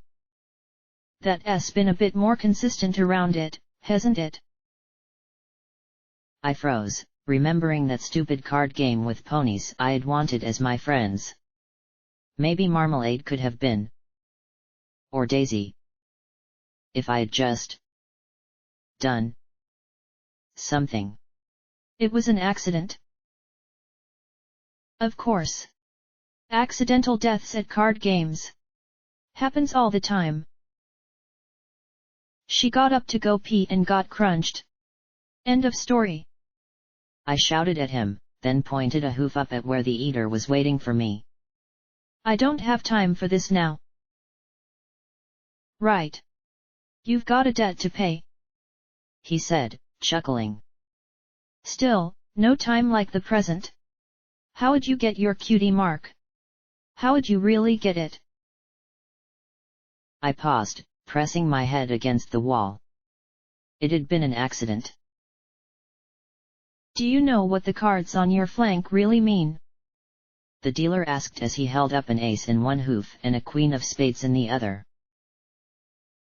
They're just stupid cards. Right. And that's just a stupid cutie mark. He responded with a laugh. Ace of Swords. Power. Focus. Determination. Victory. I did this once for you before, if you recall. He turned it upside down. Confusion. Chaos. Lack of clarity. Sounds like both sides of your life. My jaw worked as I stared at the card, then at the Queen of Spades, depicting Luna in profile with a sword. And that one. Queen of Swords. Quick thinker, decisive. Executioner. He practically purred the word.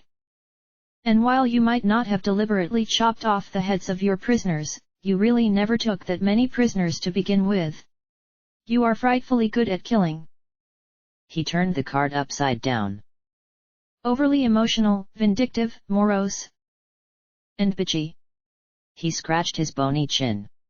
How many enemies have you had who haven't died horrible deaths? It was just a card game. Just an accident. I whimpered, clenching my eyes shut. Don't think about it. She had gotten up to go pee. Simple as that. Of course. She goes to pee and gets crushed. Happens all the time. I stared at him, mentally begging him to stop. Woe to those poor fools who saw your flank and thought it was nothing more than playing cards. Even Cognitum's assumption it was victory was dreadfully naive. If any pony with a bit of sense had seen your flank, they would have run the other way and never stopped. He paused as I swallowed, and then returned to his refrain. How'd you get your cutie mark, Blackjack? What did it matter? He wasn't real. I tuned him out, or tried to, as I struggled to climb.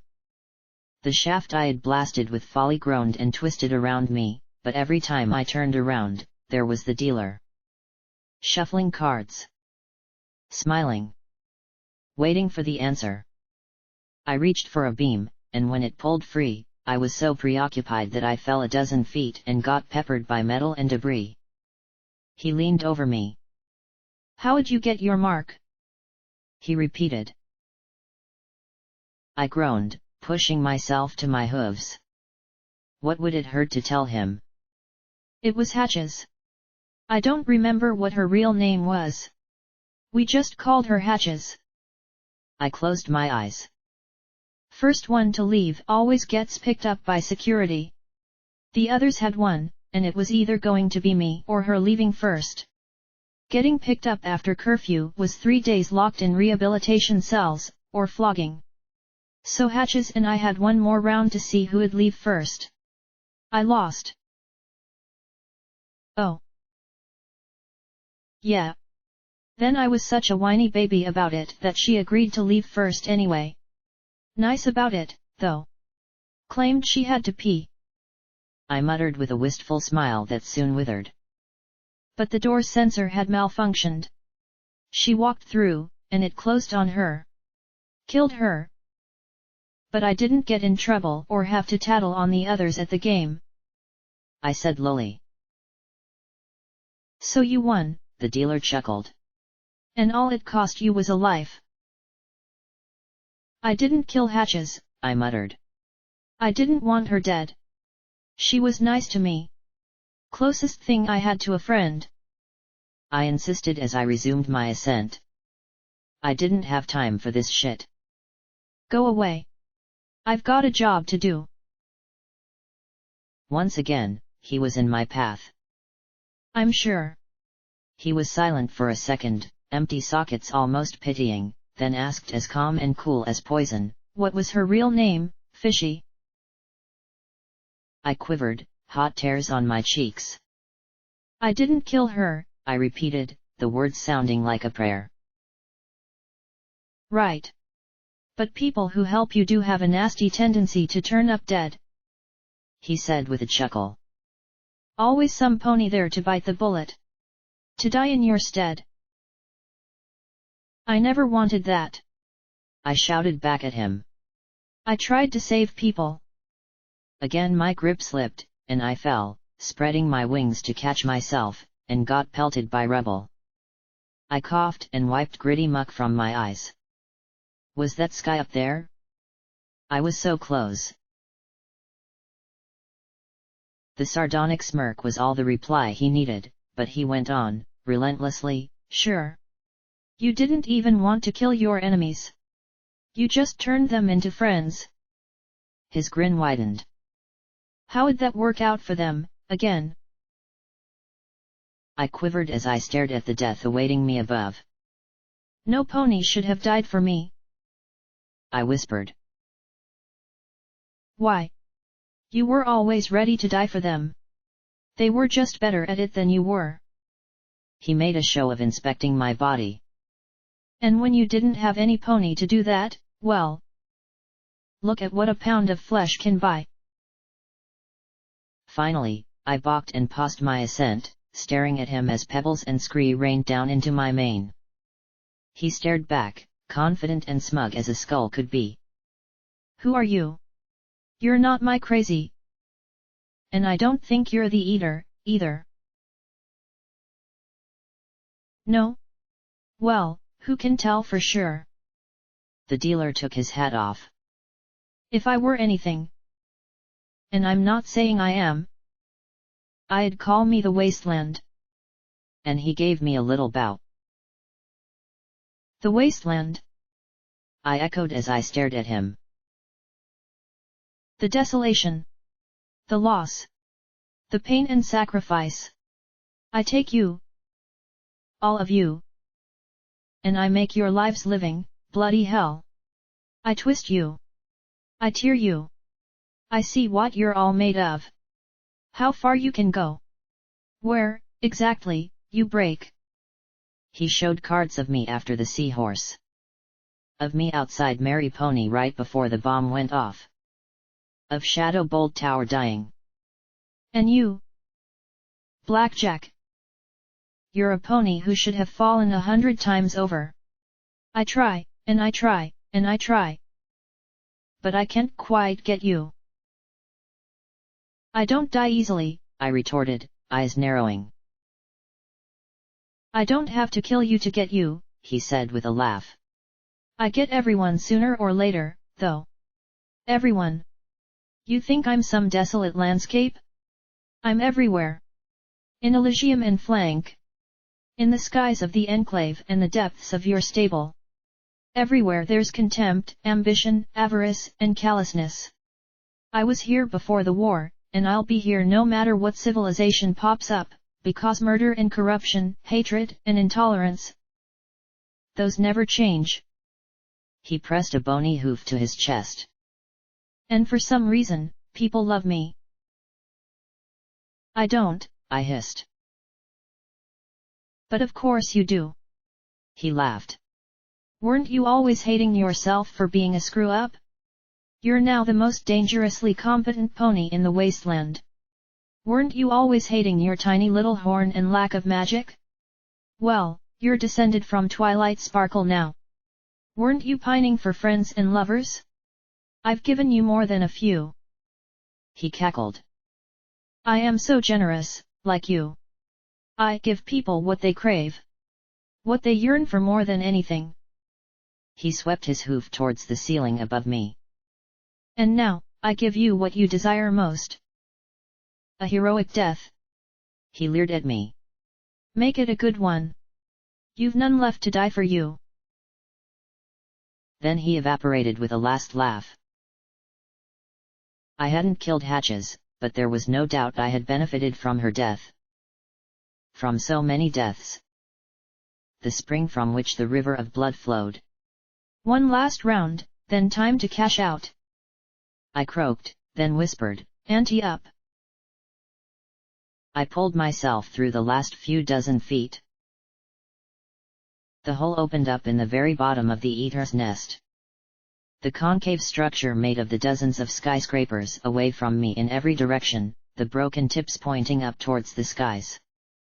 6 walls of magic surrounded the nest, radiating up towards the heavens. The storm whirled around me silently, discharging bolts of lightning into the sheets of magic and making them flare brilliantly. Power cables and pipes lay strewn every which way, the former snapping and smoking as they routed power from who knew where to the FADE shields, while the latter oozed red flesh. Unlike the nightmares I had faced below, this meaty sludge seemed content to just trickle like runny magma, oozing this way and that to form strange fleshy objects. Gruesome as they were, they appeared to be benign, nevertheless, I kept my distance. And in the middle, the eater, sitting on its bed of silver wire. Directly above glowed the moon, and shining brilliantly bright. Tom. A luminous swarm of souls swirled in a hollow column in the middle of the ring. Thousands of souls. Millions. And more were being added as I watched, glowing trickles flowing into the mass. I spread my wings and flew around it, readying on my left the shotgun that held the moonstone rounds and on my right the riot shotgun, both now sporting glossy black finishes decorated with stars and moons. Up close, the eater's 2 rows of silver spines no longer appeared uniform and unblemished. The central ring of the Tocomare was wrapped in rusty steel scaffolding and supports, and numerous beams and braces spanned the individual spines. The seemingly smooth surface was rough and mottled up close, with holes chewed clear through revealing green gemstones and lines of eldritch power that beat like a heart. Countless mecha sprites, emerging from swollen hives of star metal and timorous flesh, were at work moving wires and cables around, chewing up deformed blobs of star metal, and vomiting it forth to smooth out the spines they buzzed around. I landed on a spine and felt my insides lurch. Though gravity still pulled me down, it felt as if an inexplicable force were tugging me sideways as well. I trotted along the immense ring, the swarms paying me no mind. Perhaps the eater was unaware of me at this point, or simply saw me as another soul drawn to it. That isn't going to last long, I thought as I remembered Glory's plan and sought out a larger section of the structure, where the ring was thicker and the spines a little thinner. Here was where one of the inner FADE shield generators was supposed to be housed in a star metal box. The inner shields were inactive, but that wouldn't last long either. I quickly spotted the box and wiped off the grime that covered it. FADE. I-1 was still legible under the dirt and gore. I backed away, readied the shotgun, and then spotted the terminal. It was still active, despite evidently having been submerged. Probably the finest design stable tech had to offer. I walked to it and cleared away the filth. The screen flickered a bit, but it worked. It showed an image of the tocomere and scrolling data. Simulation flashed in the corner, and I watched as Tom descended and was captured. As he was consumed, the tocomere grew and merged with the surrounding nest. Then new towers sprang up around it, and a dome formed over the machine. More towers grew out radially, not just replacing the core but crossing the river and growing across the land like a giant crystal. It was all very symmetrical and neat. There were parks marked on the display. Schools. Commercial centers. Down at the bottom flashed a notice. Pending EC1101 clearance. I flipped open my pipbook and loaded the program. Tame the tocomere, or destroy the Eater of Souls. Restore civilization with the push of a button, helping so many ponies who had suffered from my actions, or destroy a parasite consuming the life of the planet itself. With the push of a button, I could make it all better. Security saves ponies. Princesses protect their subjects. I stared at EC1101. It would be so easy. So simple. And I had never taken the easy road. Ever. I pointed the Moonstone shotgun at the casing and pulled the trigger.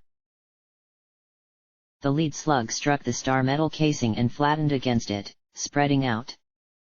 In the center of the blob of metal, a small rock of moonstone flared brighter and brighter, and I jumped behind a spine as it exploded. The moonstone was hardly done, though. There was another loud pop. Then another, as it landed, reacted, and was launched aloft again. The reaction had taken out half the casing, leaving the FADE talisman dangling from a dozen or so wires, a large crack running through the diamond in the center. I didn't leave fate to chance, I pulled the trigger again. The gem exploded in a glare of blinding white.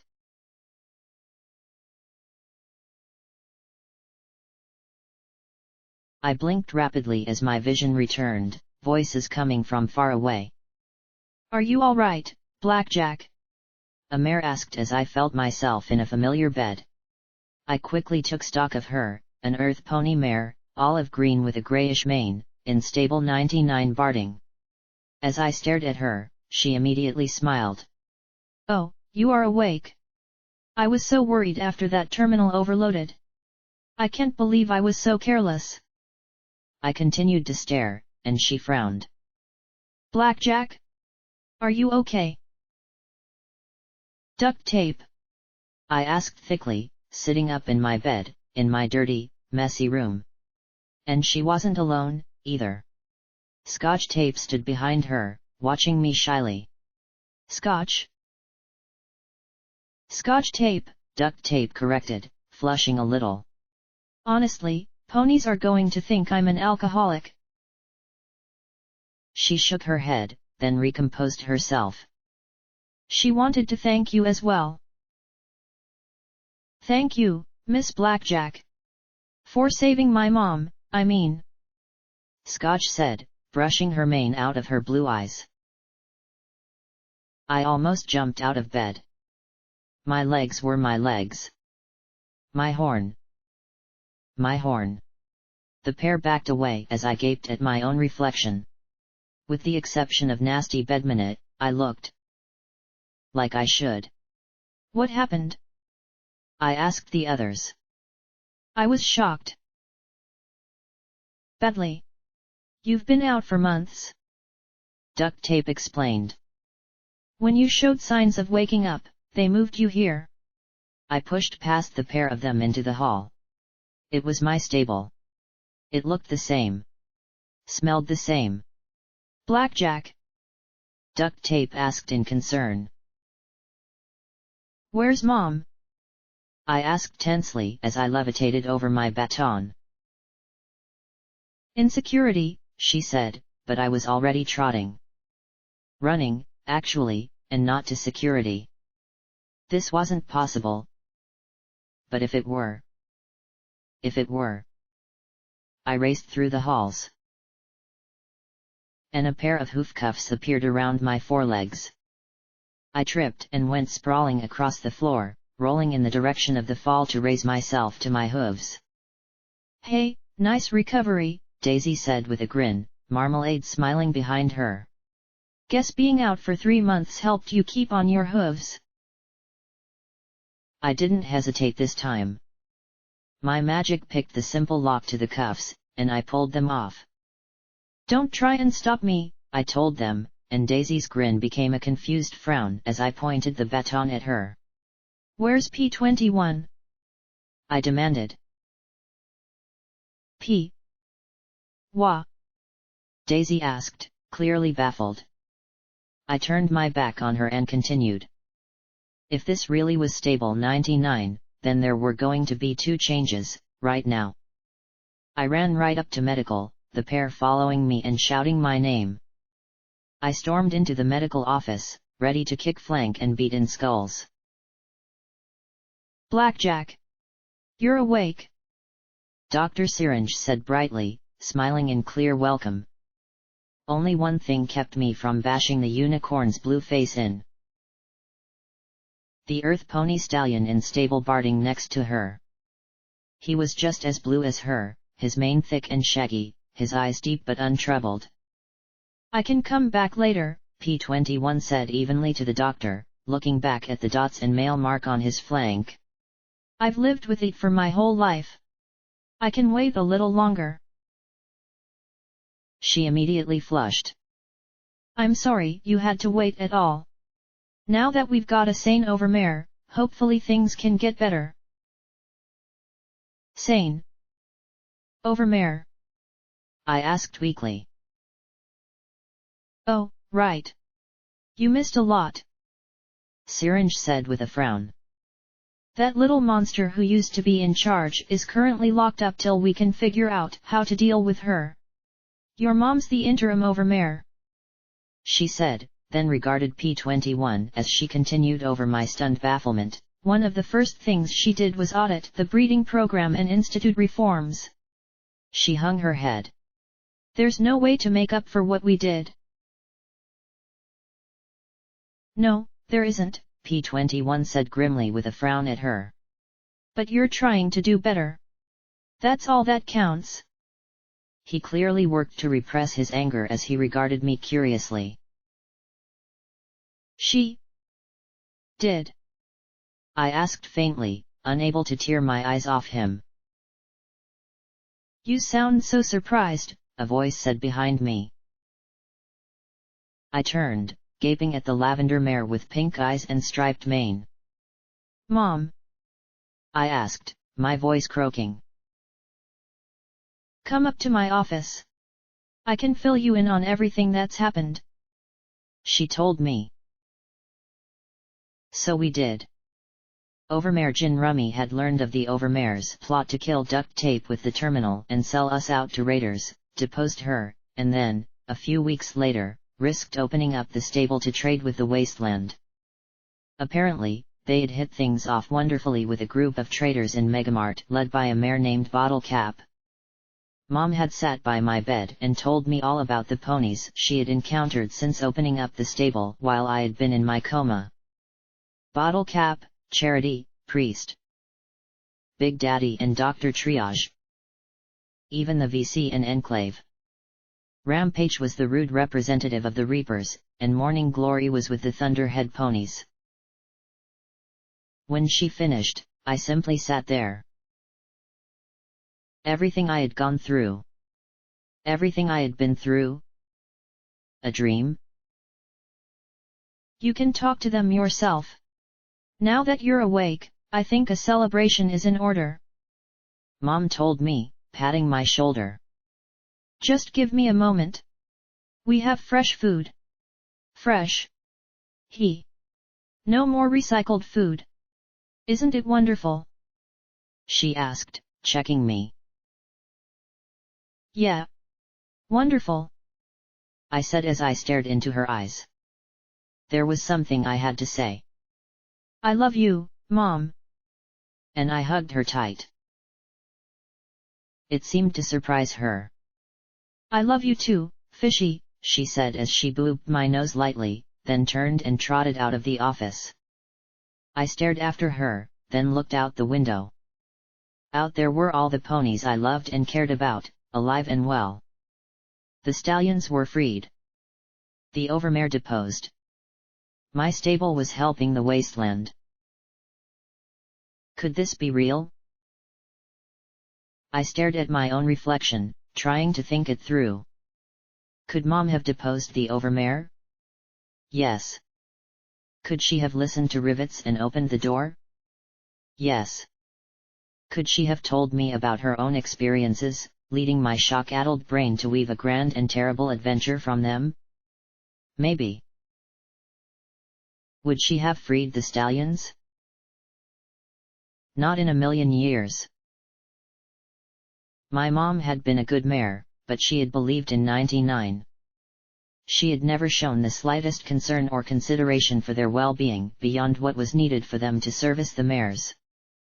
She liked stallions based on how they had performed sexually, not for the people they were. She had never hesitated to retire one, even my father. As much as I hated to admit it, Mom had been complicit in their abuse.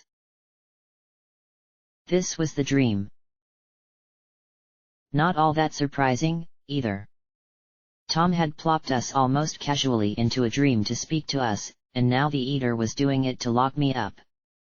And since I hadn't been obliterated, time had to be passing faster here than in the real world, just like with Tom.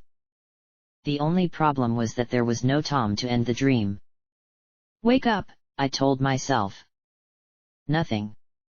I closed my eyes and bashed my head against the wall next to the round window, but other than giving myself a splitting headache, I was still here in 99.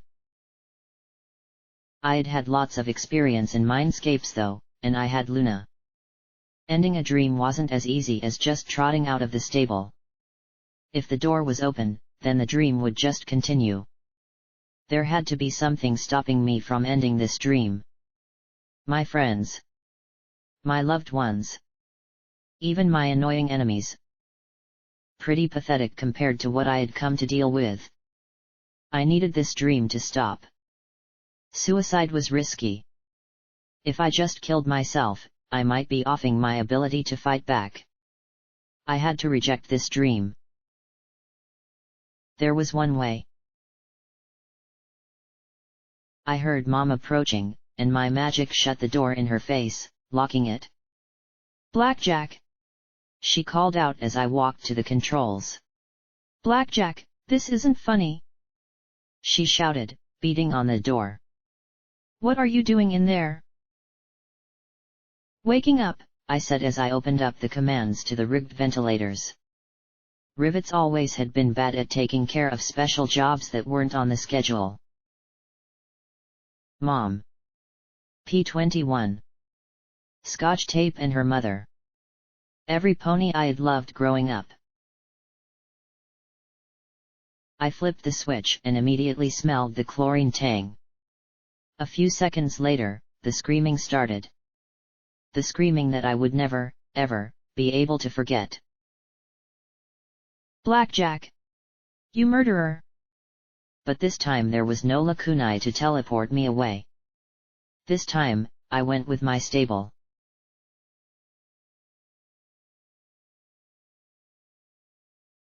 I snapped open my eyes, staring at the bits of diamond bouncing out of the breached casing. In my mind, it had been hours, but hear just the blink of an eye. "You're going to have to do better than that," I muttered. The entire enervation scream seemed to deepen into an ominous rumble. I ran along the central ring between the spines rising to either side of me. Was it just me, or were they starting to move? Morph might have been a better term, the way they were bending into each other and curling inwards. The mecha sprites at work around the eater suddenly burst into action, becoming a whirling blizzard of shrapnel that streaked straight at me. I didn't blink, fire, or hesitate as I raced straight at the swarm.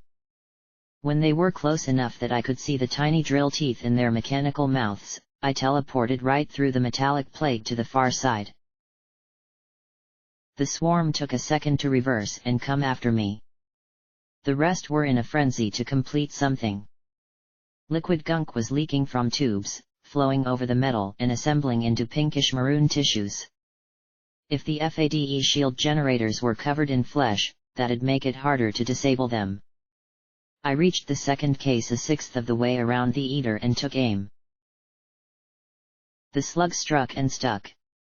I took cover as the reaction took place, the droning buzz of the mecha sprites rising as they descended upon me. As before, the cover was blasted completely off, and the moonstone fragment that remained went flying. I caught it with my magic, redirecting it into the star metal behind me as I rushed to the FADE talisman.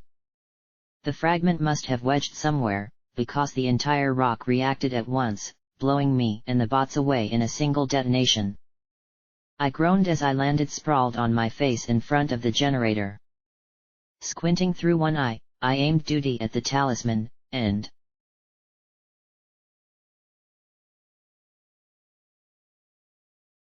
"Luna, what are you doing?" Celestia asked, giving me a slightly baffled smile as I pointed a pencil at her. We were in my personal study, one of the few places in the palace where no pony was supposed to go. Books decorated the walls, though many of them were my own notebooks on various ponies I kept tabs on. Ponies who needed my help when they were alone and sleeping. The terminal on my desk had access to all the ministries, and the OIA, as well as dozens of other secret sources. So many secrets. Of course, try telling your sister that she's not allowed to go somewhere in a palace that used to be hers. "They're all waiting for you, you know," the white alicorn said as she looked over my shoulder at a tablet of paper. "Drawing blackjack again." I blinked at her, then at the pad of paper showing the cybernetic unicorn. She was collapsed on the Toko mare, bleeding as she pointed a revolver at a talisman, her eyes narrowed in focus. "I really don't see the appeal, Luna. Blackjack. Little Pip. Why do you obsess over failure and disaster when the war is finally over?" "Over?" I asked as I blinked at her, then looked down at the picture. "When?" "Luna, you've been working too hard." Celestia rolled her eyes. "It's all over but for the official signing of the peace treaty. Which, incidentally, is what every pony is waiting for. Right now." "Peace treaty?"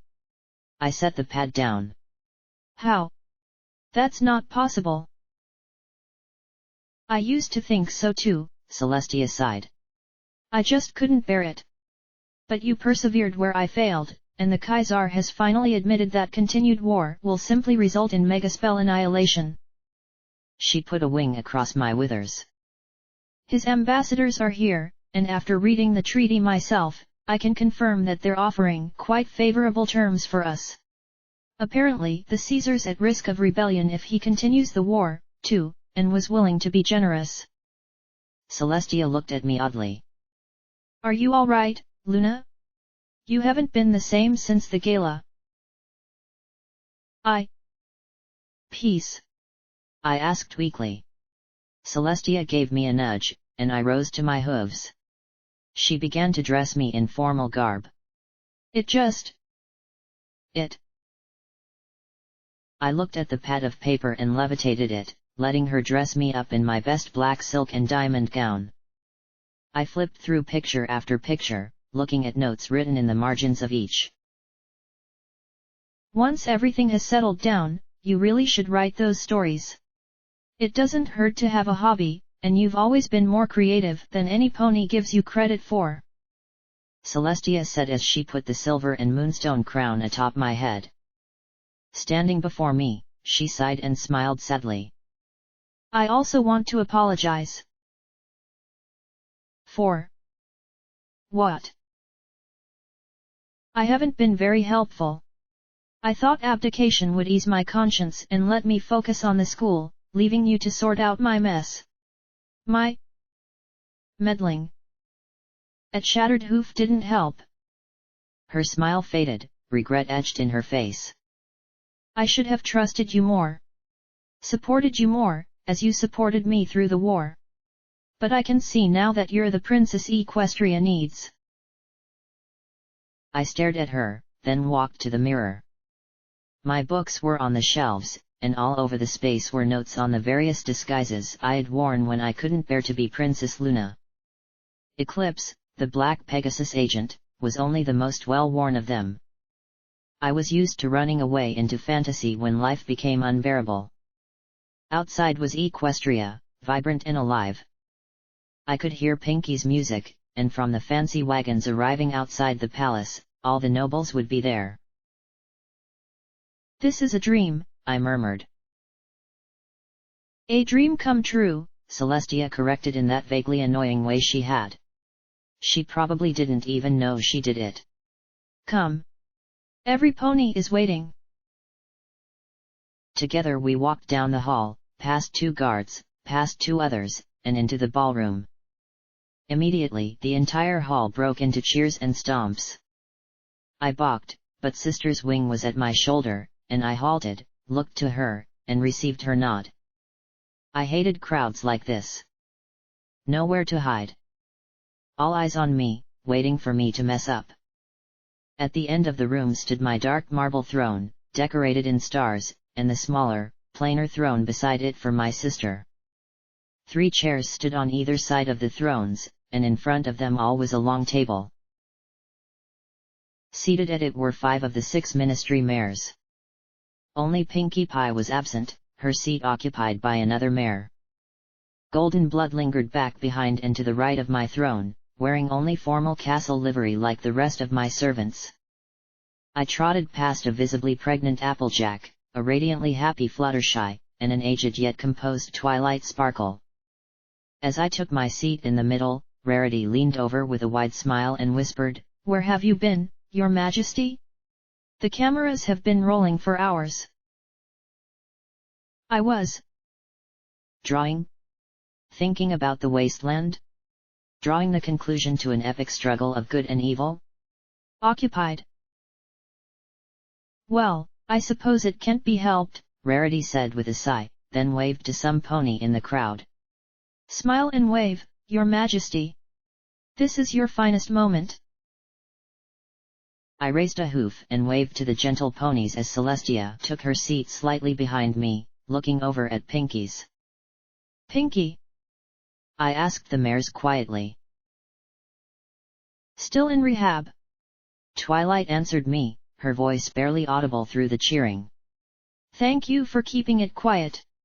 I know the cakes are taking good care of her, but I don't think even Rarity could stop the media from hounding her if they knew of the scandal."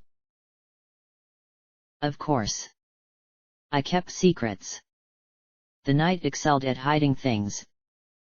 Even things that shouldn't be hidden. Things that would eat you up if you didn't drag them into the light and deal with them. "Ready, Your Majesty." Golden Blood rasped from my right. "It's all taken care of. All you need to do is sign." "But peace. The zebras would never." "We knew they would. It was a mathematical certainty." Golden Blood answered. "Also, I ordered you more art supplies. For Little Pip and Blackjack."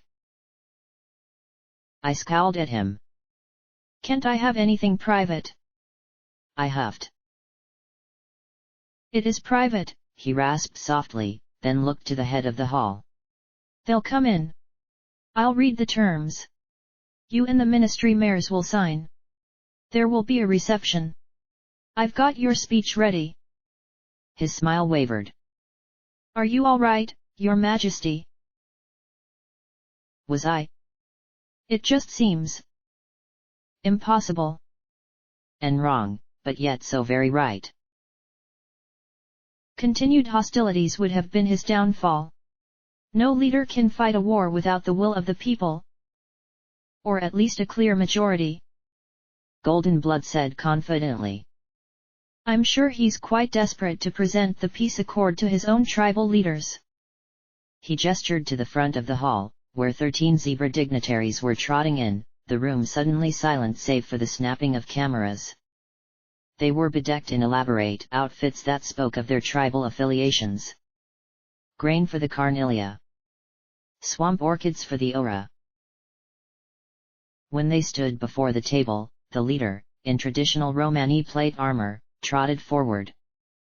A stallion levitated a scroll and started to read the terms, his voice booming out as my eyes swept over so many different ponies. There were Charity and Bottle Cap. Over there, Big Daddy. Brutus was a royal guard.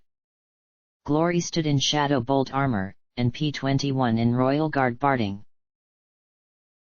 The zebras admit fault in instigating and persecuting the war. For this, the zebras beg forgiveness. The stallion read out, his voice ringing, the zebra's jaw worked, his eyes staring straight ahead. The equestrian people accept and give it, in exchange for economic restitution for the damages of the war. I stared from one ministry mare to the next. Pregnant Applejack. Tired Twilight. Triumphant Rarity. Golden Blood smiling from behind the throne. Peace. Prosperity. 1,000 years of Princess Luna Ascendant. A dream come true. The zebra people admit fault in misappropriating ancient superstition for propaganda purpose. The zebras formally recognize that Princess Luna is not the entity known as Nightmare Moon, and beg forgiveness for their insult. The stallion droned on. Could I have created the wasteland as a story in my own mind? A distraction from the horrors of war? A place where, no matter how bad the war became, I could escape for a time? The equestrian people give forgiveness for this insult, provided the zebra people allow pony moderators to ensure this lie is striped forever from zebra lore. I considered the grieving face of Sakashi, who looked as if a friend had been sentenced to death. A healthy Equestria. A whole Equestria. And who knew what the future could be? The zebras admit fault in the murder of innocent foals in the Little Horn massacre, the stallion said, his voice dull and heavy. Let history remember them for their crime for all time. Let them surrender a number of their own foals for re-education by the equestrian people, each year, as restitution for this atrocity. I sat bolt upright, cutting off the stallion reading the terms. What? I murmured. It is only fitting after what they've done, Golden Blood murmured behind me. Then he spoke up. Perhaps we should simply skip to the signing. I watched as the paper was passed to Fluttershy, who nearly glowed with pleasure as she signed it. Then 2 zebras stepped forward to sign as well, the Mendi tribe of healers being the first. The willow branch crown the dignitary wore clearly marked her as such. Then to Applejack. Then back. And all the while, my mind worked. Was it possible that the Kaiser would surrender? Yes. I had always known it would take a political shift back home to do it, but it was possible. Like all leaders, he would do what he had to keep his seat, though this humiliation would disgrace him till his eventual removal. And would they admit that calling me Nightmare Moon had been pure propagandic nonsense? Perhaps. But would my sister happily accept tearing zebra children from their families for indoctrination in Equestria? No. I stared as the paper was passed back and forth, mark after mark being put down. It wasn't fair. This was how it was supposed to have gone. An end to the war. A triumph for Princess Luna. A strong and secure Equestria where my people loved me. All things I never deserved in the first place. I stared out the window at the glowing jewel that was Equestria. A jewel smashed and squandered on war. It was a good land, and had things been different, I would have been worthy to lead it. I wasn't. But if this was a dream, then how to end it? The dream could go on and on, easily lasting 1,000 years or longer. I watched Twilight sign with a weary smile of satisfaction as it returned to the next two. Refused to sign? But I had to sign. This was a peace signing. If I refused to sign, the dream would go on, stuck on this moment. The Romani delegate, the last, signed. Then it was slipped in front of me. Every eye was upon me. My people. My sister. My ministry mares. My friend. Every pony stared at me, waiting for me to be the good princess I wanted to be. To step fully into Celestia's horseshoes. If only. I levitated the pen. Down, at the bottom, was a line marked Princess of Equestria. If only. If only. I rammed the pen right through the parchment. The dull ripping was like a scream in the silent room as I continued the violation, tearing it in two. Then I rose to my hooves, thundering in the old voice for addressing my subjects. You think this meager offering sufficient? You will never have peace.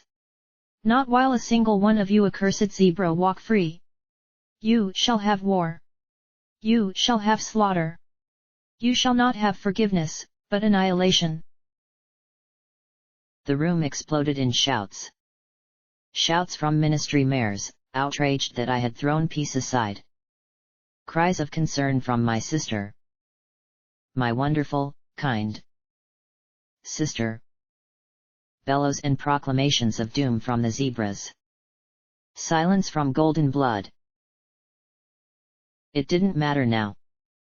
The dream could only continue to two ends, the removal of Princess Luna from the throne, or the annihilation in balefire. Either way, the dream of Princess Luna's Equestria was dead.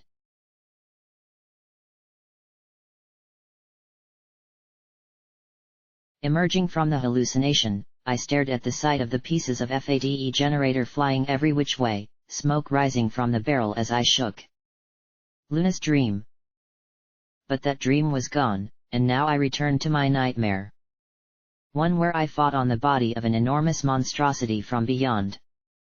A monstrosity with defenders, and not just mecha sprite hordes.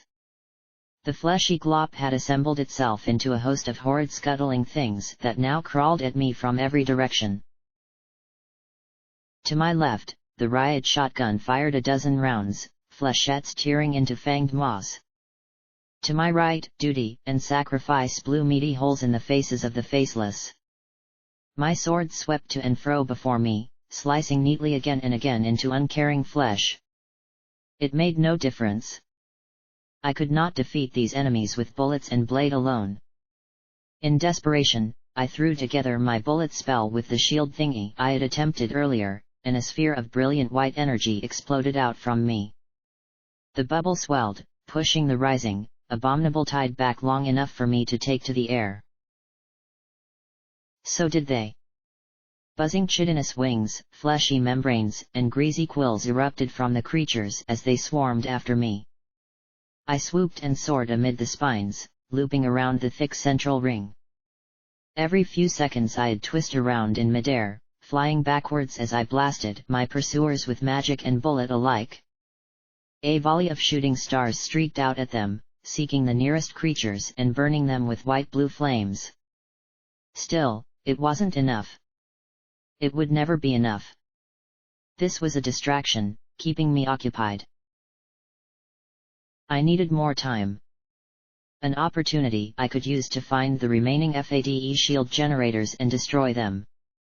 As I streaked along the eater, I glanced down at my hoof. A flip, and I stared at EC1101. Control the eater. Could I? Dare I? I flipped around and around the central ring, letting Luna do the flying. Soon I was chasing the rear of the swarm chasing me. A thin smile crossed my lips as I opened fire. The rear of the swarm turned, some pulling inside out as they reversed direction and dove straight at me. I waited, smiling. Wait for it. Wait for. In a blink, I disappeared, and from the far side of the eater I watched as half the swarm collided headlong into the other half, the mass dissolving into a cannibalistic frenzy of gnashing, wriggling meat. It wouldn't take long for them to sort themselves out. I made straight for one of the mucky terminals. If I could control things for just a few minutes and stop the eater's interference, I could eliminate the remaining FADE shields and get out. Through the swarm of hungry nightmares, I spotted the light of a terminal jutting like a glowing cyst from the eater's flesh. I teleported to it at once, banging the spacebar to make sure it still worked. Opening the back, I plugged the wires from my pip-buck into it. I could already hear the swarm, a curious rustling accompanied by a slimy sucking noise. I just had to use the program. Take control. Just like Cognitum.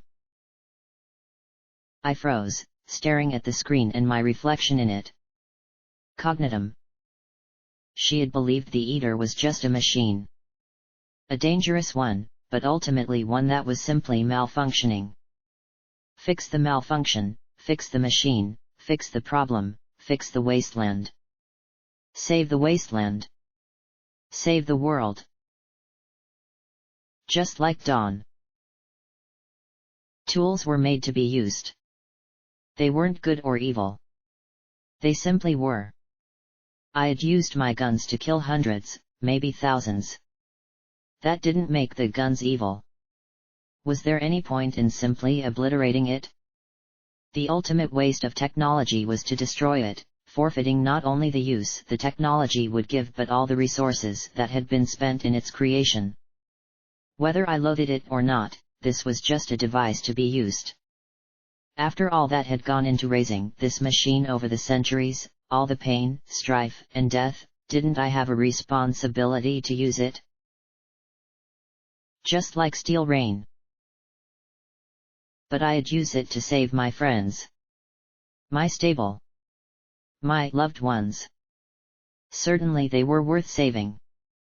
I couldn't just let little Pip and her friends die. Couldn't let everyone die when I had the means to protect them and give them the future they deserved. My ends justified these means. Just like Sanguine. Sweetie Bot had said that the program would link me to the eater. It sounded so simple to assume that everything would go my way. That I could be hooked up to this colossal thing and be the one in control. But I had been flesh and blood once, and blissfully reminded of that state for a moment in my blank body. There were consequences when you connected a pony to something they weren't ready to handle. Just like Diaz. I didn't need to see the swarm to know it was racing up towards me.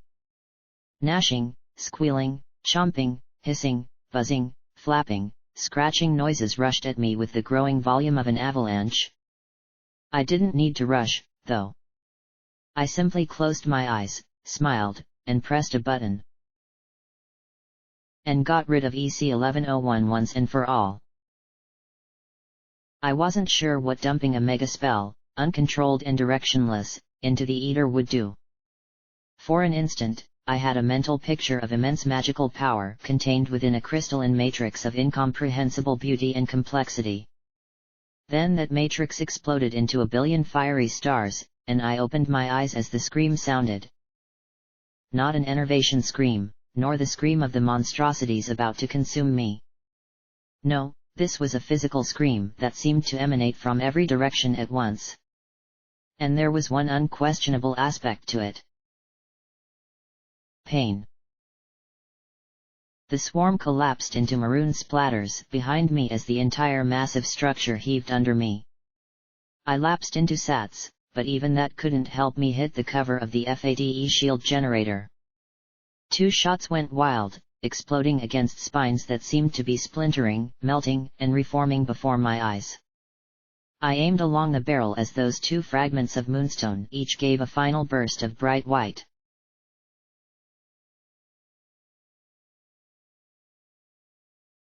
The whiteness faded, but what took its place made no sense. Everything blurred and swirled around, and some pony kept saying, "Fish? Are you there, fish?" From a million miles away. The blurs congealed themselves into shapes. Books on bookshelves. A portrait of the princesses over a cold fireplace. A clock with a pendulum slowly swaying. A desk. A pony behind that desk. Golden blood. The scarred unicorn wore a sweater vest and a pair of black wire frame spectacles that he peered over at me. As I focused on him, he gave a relieved smile.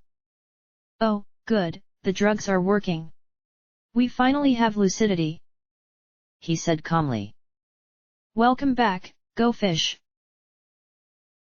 "Not name," I muttered thickly. What was going on here? "Your subs TBDED," I said as I squinted at him. I lifted my hooves and felt them draw short with restraints. "Let me go," I growled at him. "In time, fish. When you're more coherent and cooperative. I'm very glad this new drug cocktail is working. Dr. Trueblood really outdid himself." Golden blood rasped, his voice low and gravelly. "How are you, Go Fish? It's been a while since we've been able to have a talk like this. We came close, once, but you slipped away before we could make any significant progress." I narrowed my eyes. "This is a dream," I muttered as I glared at him. "Oh?" he asked with a mild smile as he leaned back in his worn, upholstered chair. "You're the eater of souls, trying to stall me from destroying you and saving the world," I growled at him. Golden blood didn't say anything. He just cocked one brow, watching me with those annoyingly curious eyes. I glared around the office, then back at him. "You've stuck me in this dream of Happy Horn to convince me I'm crazy, so I won't do what has to be done. Right. Save the world. Because that's the only thing that will make up for your mistakes, isn't it?" Golden blood replied flatly. I felt the padded restraints on my hooves. Tugging would be too obvious. I needed to engage him till I could figure out how to get out of here. "In your long litany of failures and mistakes, the only way for you to atone is to suffer, and, since your failures are monumentally greater than all of ours, mundane suffering wouldn't be enough. You have to ritualistically self-inflict horrible injuries to make the world a greater place. To save it. Is that right, fish?" "That's not my name," I growled at him. "I'll call you by your nickname if you'll openly consider what I have to say," Golden blood said evenly, putting his hooves together in front of his muzzle. "Deal." I started to flex and relax my forelegs, giving a little tug with each. To him, hopefully, it wouldn't appear as if I was trying to pull free. "Fine," I answered. "Say your piece." "Blackjack, you're sick. You're here at Happy Horn to protect you from self-harm while we struggle to treat you. Once, you were a police pony with aspirations of following your mother into the Royal Guard. You failed to protect one pony, a filly. And from that, your decay into increasingly self-destructive behavior and delusions commenced, eventually culminating in a complete split from reality. You've been here ever since. Right. Keep talking," I muttered, trying to think how to get out of this nightmare. The clock? The portrait? How could I end this? He wasn't talking though, so I had to. "If I'm crazy, why would I put myself in the wasteland?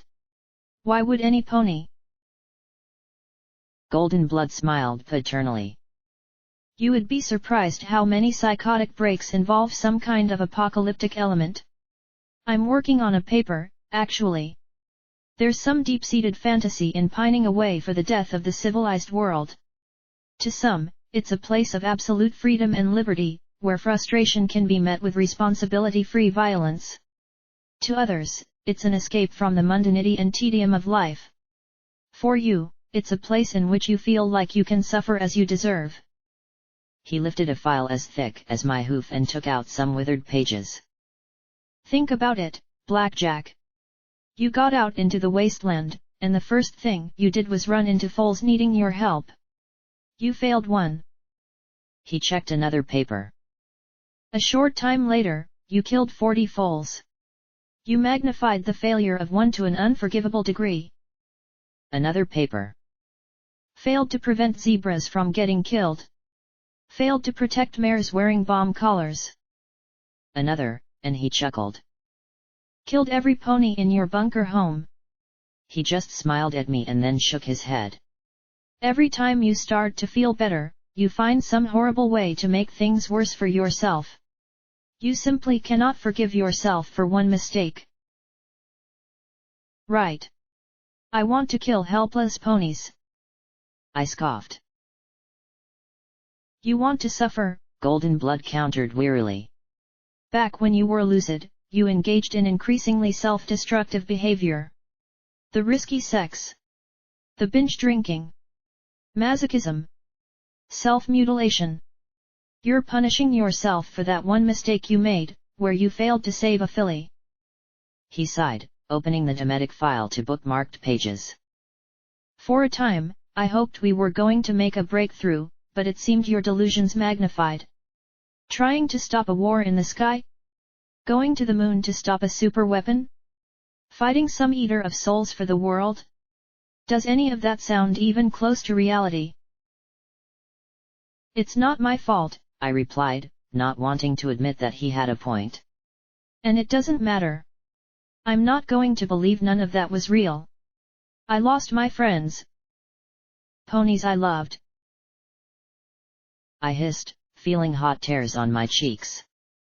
It wasn't just a crazy thing in my head. I shouted at him, loathing the look of pity in his eyes. How do you even know any of this? While you have been mostly catatonic during your stay here, we've been monitoring your mental state regularly with magic, he said, his lips still fixed in that faintly amused and patronizing smile. I loved how you cast me as some nefarious government agent manipulating everything behind the scenes. Right, so you became a psychologist after Littlehorn, is that it? I snapped at him. Out. Where was the way out of this? He sighed, rubbing his temples. Blackjack, Littlehorn never happened. The Great War never happened. They were ideas unfortunately implanted within your delusions by another patient here, which you eagerly adopted. Then how'd you get your scars? I demanded. He gave a strained, almost dangerous smile, before answering lightly, House fire, in which I lost my wife and daughter. I swallowed, glancing over at a picture of a pink-maned Pegasus and small yellow-maned filly hanging by his desk. Satisfied? He asked thinly. A sense of mortification stole over me. Sorry, I muttered, looking away, feeling for the first time that this might actually be real. But it happened. How do you just make up a war like that? Ponies have been writing fiction like that for ages, Blackjack. The edge in his voice faded a bit as he went on with a touch of scorn. But do you honestly think Princess Celestia and Princess Luna would ever commit Equestria to a systematic butchering of another race? Especially zebras, who are irrational and caring people every bit as much as ponies. When I didn't answer, he sighed again and shook his head. So? Morning Glory and P21? I spat at him, trembling. Rampage and Lacunae and Scotch tape. Little Pip and her friends. You're telling me they all don't exist? Of course they exist, Blackjack. You didn't create all of your fantasy by yourself, he said, his horn glowing. The restraints I had been trying to tug out of suddenly loosened. Come. I'll show you. He led me towards the door where Doof and Lighthooves waited, both wearing orderly uniforms. Both watched me with a wary eye, their grey and red hides bruised. You sure about this, Doc? The Earth Pony asked. Yes, she needs to see while she's still lucid, Golden Blood said as he stepped into the hall. The pair fell in behind me. Easy for him to say, the Red Pegasus muttered. He's not the one that'll have to restrain her. My balls still aren't the same, Doof replied. Yeah. Sorry about that, I muttered, getting a surprised look, then a suspicious glare. Golden Blood took me to a large window. Here's the wasteland, Blackjack. Gazing through it, I looked down at a large room with about 24 ponies. A third of them were wearing patient gowns, the others divided into nurses and orderlies. And there, surrounded by other patients, were my friends. Glory sat with her singular wing, away from the group, looking over textbooks, her purple mane so beautiful as it fell across her face. P21 also sat by himself, off in a corner, glaring warily out at the others. The scars around his neck were visible even from this distance. Rampage, covered in bandages and wearing a straitjacket, seemed to be having a conversation with herself at a table. Sam, not Lakunai, sat nearby, rocking in place as her lips moved silently. Scotch Tape, looking faintly older than the filly I remembered, gazed out a window through bars at the world outside. Little Pip, strapped to a wheelchair in a straitjacket, appeared to be raving as a red-eyed stallion addressed her with a worn expression. Velvet Remedy sat singing to a rapt audience of none, while Calamity watched her with a hollowed-eye look. There were plenty of other ponies I didn't know, too, a vaguely familiar Earth Pony stallion conspicuously wrapped head to hoof in tinfoil, an absolutely adorable green Pegasus stallion, a dishwater grey unicorn surrounded by heaps of paper, scribbling words furiously, and a red-maned white mare with a neutral expression being visited by a pale green unicorn, for instance, but most were ponies I knew. My friends. So they're all crazy too? I muttered, glaring at Golden Blood. Your delusions had their foundations in other patients here. Some were modified to fit your fantasy, others catered to you, lending their own fractured self-identities to your mindscape. He answered calmly. Morning Glory. Nervous breakdown, suffering from intense stress and expectations about her success, leading to control issues and anxiety disorders. P21. Who? Oh, him. PTSD from repeated sexual traumas with high risk of suicide. Sam? I asked, testing him, but he didn't falter in the slightest. You recast her as Lakunai, a mother figure, which is understandable given your own mother's remoteness and untimely death. Schizophrenia. Rampage. Dissociative identity disorder, he replied smoothly. You should really call her Peppermint. Scotch. Scotch Tape. Borderline personality disorder, stemming from early abandonment. She also suffers from the delusion that others are fictitious parents of hers. It's a rather unique take on the standard transient, stress-related psychotic features that we sometimes see in those clients. He added with a faint smile. Okay. What about the others? Little Pip. Seriously? I asked. You mean Pipsqueak? Where to begin? Golden Blood actually grinned. First there's her rampant substance abuse, which has led to permanent psychosis. Add that to narcissistic personality disorder, and delusional disorder with delusions of reference and persecution. He trailed off. One pony controlling all the weather and saving the wastelands? Sound familiar? I ignored that. Velvet Remedy. Narcissistic personality disorder and a severe case of delusional disorder. She is convinced that she's destined to be the second coming of Fluttershy. Then, before I asked, he pointed at Calamity with a hoof. PTSD from time served in the Royal Guard. He rubbed his chin. They do work well together in group, though. Pity he feeds her need for reaffirmation. Ah well, there's always a dependent when there's a narcissist. I huffed and just pointed at Tinfoil Pony, not having a clue where to start. Apple Snack? Scopo and Hop-Hep-Hobia. At my blank stare, he sighed. Fear of being seen and touched, as well as some associated depression issues. You would think he was a monster under there. I pointed at another, and he just gave me a parental smile. We could do this all day, Blackjack, and you won't learn any more than you have in group. Fine then. What about me? His smile wavered a little and he took a moment before answering. Perhaps one of the greatest cases for complex PTSD that I've ever seen in my life.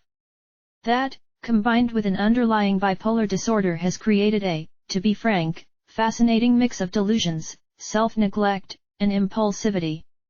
You vary between utterly agitated to the point that we need to sedate you to catatonic depression where you don't move for hours. You portray yourself as either the sole savior of the entire world or scum that deserves to be raped and mutilated. Or both.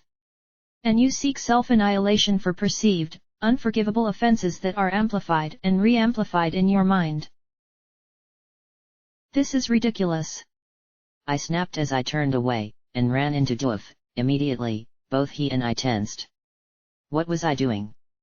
Where was I going in a dream? This isn't real, I said, wheeling on Golden Blood. You're dead.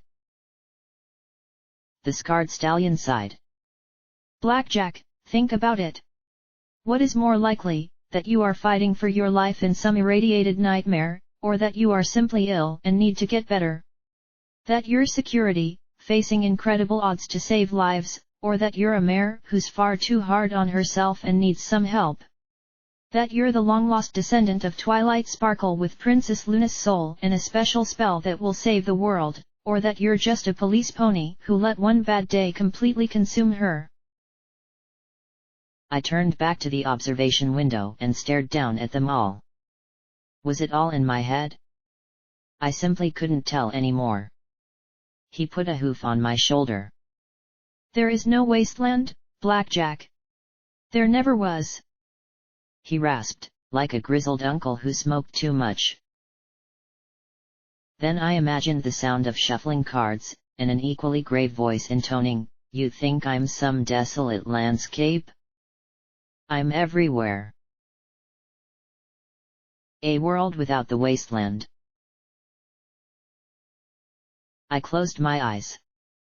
That sounds really nice. Really, I said in complete sincerity. I'd like to get better. To have a simple life. Just be a pony. A simple, good pony. Then I opened my eyes and stared down at my friends.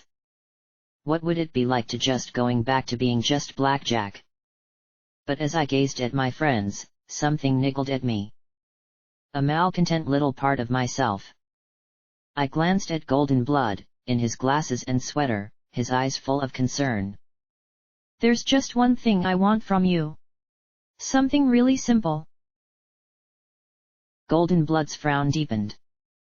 Anything, if it will help. It will, I said as I stared through the window. What is P21's real name? There was no answer for several seconds, and I glanced at the baffled stallion. What? Golden Blood asked lightly. P21. That stallion there, I said, pointing a hoof. Though if you've been reading my mind, you know who I'm talking about. His eyes went to P21 and then back to me. Come on. You can't honestly tell me that his name is actually P21. So tell me his real name. He continued to frown at me. Blackjack, I can't just tell you. Sure. Tell me this one thing. It'll be our little secret, I said as I glared at him. His eyes went from P21 to me and back again. Blue. Blue. Hooves. Blue. Buck. He fumbled as his eyes twitched from me to the window repeatedly. Sweat trickled down his temple. I can't remember. I'll have to check his file. It's okay. He can tell me. Let's go, I said as I nodded at the window and started towards the stairs down to the room below. But Golden Blood and the other three weren't moving. I rounded on all of them. You don't know what his real name is, do you? I jabbed my hoof at the window. Morning Glory. Some. Scotch tape. Even Pipsqueak. That was from Little Pip's book. So give me a name that's not from the wasteland, I shouted at him.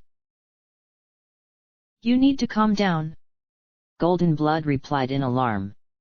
Restrain her, she said to the two orderlies, who rushed in. But I was through with mind games. The pair grabbed me with their hooves, but I didn't move. I just stared at Golden Blood. You keep trying to trap me in dreams, I shouted at him, the building starting to rumble and crack.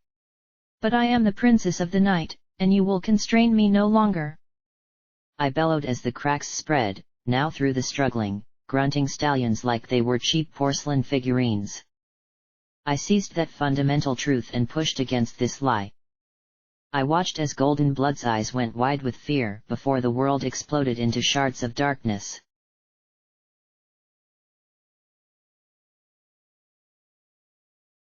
The interior of the seahorse, with my legs nailed to the floor as stallions sweated and grunted against me.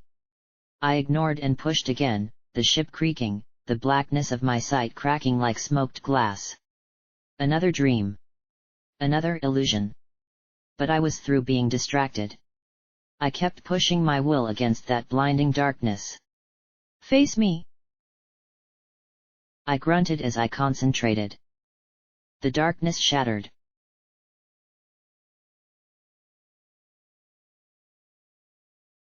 Now I was standing in a restored core, wearing the most ridiculous princess garb as thousands of wastelanders all shouted their love and praise. Cognitum would have eaten it up. My friends were all alive, of course. It was like the eater didn't know what to throw against me anymore, but why was it bothering to throw anything against me at all? I stared straight ahead, denying the shoddy fantasy, watching the cracks creep down the black obsidian towers. Face me, I commanded over the crowd, and they disappeared like dust as the skyscrapers exploded into enormous shards falling into the sky.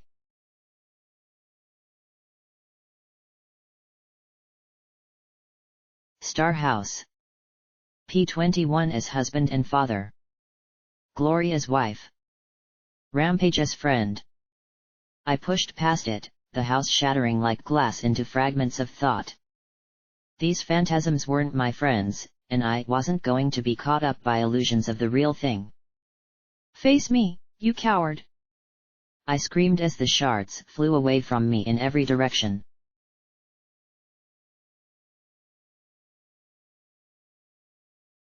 And now I landed on my face atop the eater. My brain felt as if it had been yanked out one ear, mashed liberally, and shoved back in the other. I struggled for focus, looking at the casing ahead of me. Through blurring vision, I raised the gun. No more dreams, I muttered. End this. The shard of moonstone flew true. I pressed my face to the ground as the casing exploded, showering me with bits of star metal, talisman, and metal scaffold. 3 down. 3 to go. Wait. Why was the world moving? I raised my head and looked around, realizing that the silvery ring of metal was no longer a ring.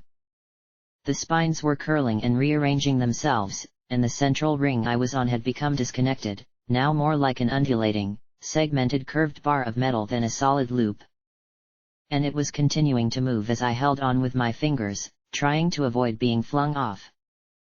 But as the whip-like motions increased, all I could do was teleport into open air, away from it, and watch. Like a colossal serpent, the silvery snake rose up, the spines now merging to form both bony ribs and bat-like wings.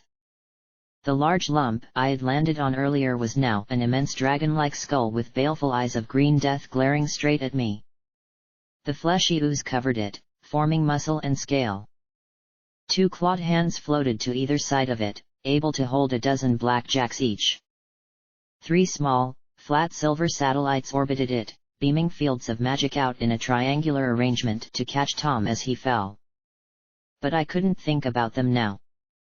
All I could think of was the titanic thing before me. You have my attention, my little pony, it boomed, not just in mere sound but in a magical wave that tore at the soul inside me. That song within me was the only refuge I had against the impact of its attention. Be honored. I stared up at the brilliant glow of Tom. 3 shields generators left to kill, and yet, I couldn't think with that thing before me. The sheer hideousness of those maroon and black scales. Those eyes that plucked at my very soul. Give me the legate. Give me a dozen legates. They'd be better than this. I gaped, struggling to think. To act. Finally, all I could do was say a single word. Why? I whispered. Its serpentine lips spread wide. To save the universe from the infinite void. To spare existence from the indignity of death. I will not go willingly into oblivion. Even now, with such entourage, I am roused to motion again. Then the massive green eyes narrowed. You caused me pain, my little pony. Great pain. I licked my lips, murmuring, it seemed like the right thing to do at the time. The immense thing, its massive bulk floating so easily as it slithered on its bed of wires closer to me, smiled. I forgive you. I know pain well, and I know your suffering. I know your fear. Let me end both. Let me give you peace and relief.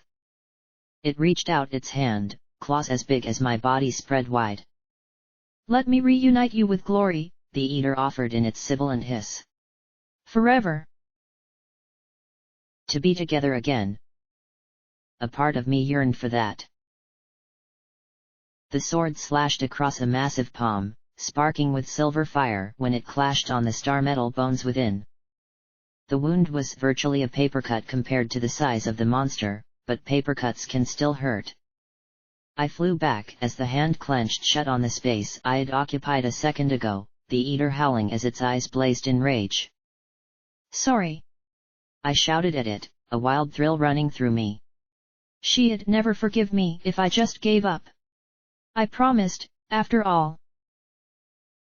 I have waited eons beyond measure for my restoration. You shall not stop me, pitiful mortal. The eater screamed, but now I was in motion. There were 3 shields, their generators now detached from the eater's body, that I had to take out before Tom came in contact with them. If he did, even disabling the FADE generators wouldn't disrupt the magic. I teleported to the first of the 3. If my count was right, I had 3 moonstone shells left. No pressure. I hovered over it and took aim. The generator casing was now connected to a platform ringed with levitation talismans and crackling spark batteries, all held together with star metal rods. I pointed straight down and, immediately dodged to the side as a tail as big as a skyscraper whooshed past me. Even though it missed, the draft behind it plucked me out of the air and carried me along like a feather. The eater coiled around after me, lips wide with a malicious grin. Such hubris! Such foolishness! I have seen the future, and in it is your demise. The eater hissed as it moved far, far too fast for anything that size. Not even raptors moved so quickly as it did in pursuing me. I teleported again, and was almost ripped in two by the sweep of one of its disconnected claws. Your every action, your every reaction, are on display before me. You cannot prevail. Talk, I grumbled as I kept flying, trying to avoid getting sucked into the massive drafts that followed its immense bulk. If you're so powerful, I'd be dead already. I bet that it's taking a lot of energy to keep your corpse going. You wish for death. It is the only atonement fitting for your sins. The eater roared as we dueled in the air, me dodging, teleporting, and dodging again. This wasn't like with the legate. One solid hit would be like a mother of all boats landing on me. Admit your failings. You regret the suffering you've inflicted on those you love. Okay, now this was getting annoying. It was taking all my skill and magic to avoid being smashed into cybernetic goo by this thing, and yet I couldn't help myself. You know what? You're right. I do regret a lot of the shit I've caused, but I've always tried to do better. That tail streaked straight for me, and I hovered, teleporting just behind it as it passed. But you know what else? It's not always me. Sometimes, the wasteland just fucking sucks. I screamed at the top of my lungs, at it, at the dealer, at the whole damned world. But I don't care, because I will never give up. Not even if it kills me. I flew for another floating shield generator, but this time teleported backwards. The hand passed by, and I teleported forward before the draft could suck me away. I grabbed the star metal framework and pointed the shotgun at the box. An immense mental pressure crushed in on my mind, but I shoved the attack away. A trigger pull, and I dropped. The platform exploded above me, shards of metal raining down as it collapsed. The hands came up, and I tried to teleport away when suddenly a green light flashed. I tried to squeeze myself through the blackjack-sized hole in my mind, but couldn't do it. Instead, I smashed into the upturned palm of one hand, ramming into it like hitting a brick wall. Immediately the fingers started to close, to crush me like a bug. But the star metal platform fell atop me, and the flaming disc held the fingers at bay. I launched myself up through the burning hole in the middle, flying clear as the eater screamed in frustration and flung the platform at me. I barely dodged aside, flying as fast as my wings and Luna's soul could take me. 1 down, 2 to go. I tried teleporting, but it was no use. The eater was now tracking me, watching closely. You think you can defeat me alone, little pony? The eater asked as it gazed hungrily at me. I am not alone. I shouted as I flapped furiously towards one of the platforms. The eater struck, mouth wide, but this time, I didn't dodge. I turned and struck, flying straight into his face. My riot shotgun blasts seemed imbued with a silver moonlight as I fired straight into those widespread eyes. Everyone I've made friends with and who helped me is here with me now. And with each shot, like a moment frozen in sats, I could see Rampage's obnoxious smirk, Lacunai's patient smile, and Scotch Tape's innocent grin. The shots seemed to consume the eater's corrupted flesh with white flame as I flew around its head far faster than I ever had before. You are all nothing. Flickering embers in the eternal dark, easily extinguished. The eater howled. But together, they got me here. I retorted as I stung it like it had never been stung before. Everyone, every single person, who's helped me get to this point. Whisper and Stygius. Lancer, Pythia, and Sakashi. Little Pip and her friends. Duty and sacrifice barked, the shots burrowing deep in its scaly flesh before exploding like grenades. All of us, working together, have a power you can't imagine. It raised both hands up to protect its face. Then the solution is simple. All of you must die. Your souls shall accompany me for eternity. It inhaled and spread its hands wide, and from its maw erupted a torrential blast of balefire that sent my rad meter through the roof. I threw all my magic into a shield and managed to get clear of the core of the flame. But I didn't back down, retreat, or regroup. No, that would have been the smart thing to do. Instead, I darted in, dragging my vorpal sword along its body, trailing smoke and little bits of my armor and hide. No. No more. It's time we're free of you, I said as I hewed at it, seeing Glory and P21 with their confident smiles. Ponies I hadn't deserved, but who had loved me despite everything. The Eater would never take them. Every pony I've cared about and loved is with me. You're the one who is alone. I need no one. Nothing.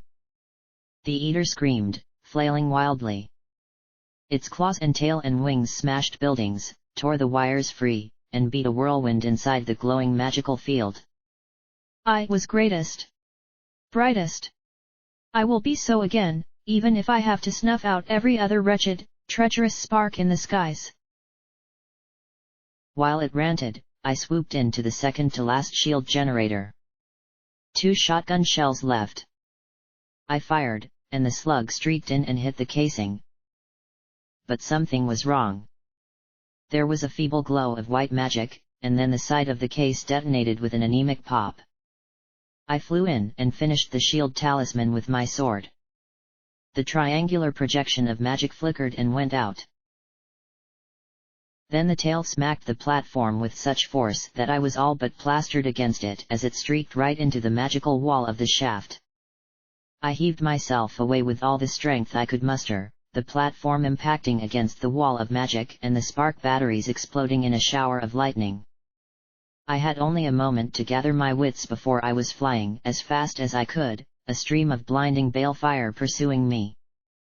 I dove down, and the river of destruction followed, leaving blazing devastation in its wake. I raced across the bottom of the bowl, and the stream only died when it risked immolating the Eater's own serpentine tail. Only one more. A light grew overhead as Tom re-entered with a blazing corona. No time to think. Only to fly. Only to win. I streaked along the massive, serpentine body, too close for it to blast itself. Faster. Almost there.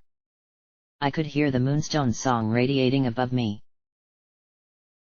One more. Reaching the Eater's head, I flew clear and streaked for the platform. My shotgun was ready. I was ready. Then my wings disappeared.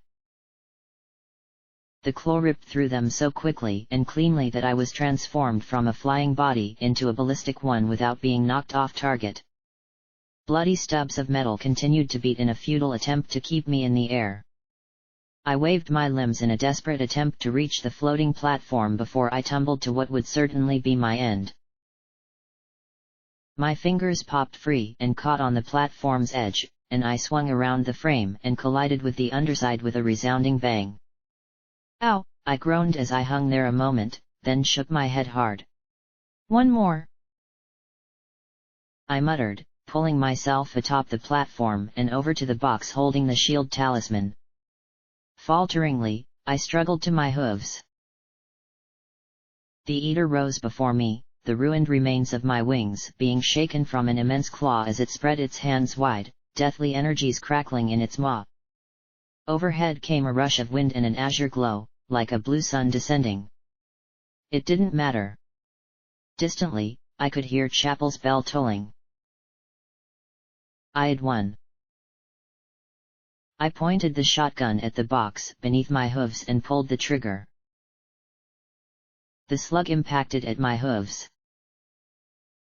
And nothing?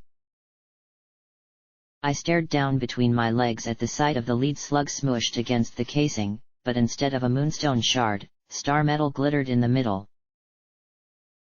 No, I thought numbly, drawing out the bottle of moonstone dust and seeing only silvery sand within. It fell from my fingers, tumbling down into the shadows below. The spent shotgun followed it. Then one hand seized me, 5 points piercing around my torso. The eater lifted me up before its face. I told you, My Little Pony. Futile. Then its other hand grabbed my shoulders, and like a hellhound plucking the wings off a bloat sprite, the eater of souls tore me in two.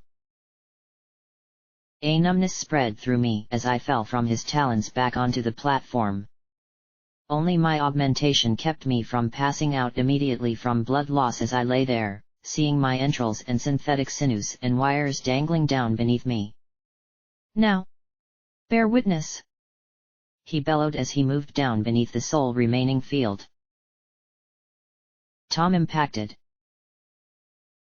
The tapered crystal seemed to have grown in its transit, or perhaps I was just a lousy judge of size.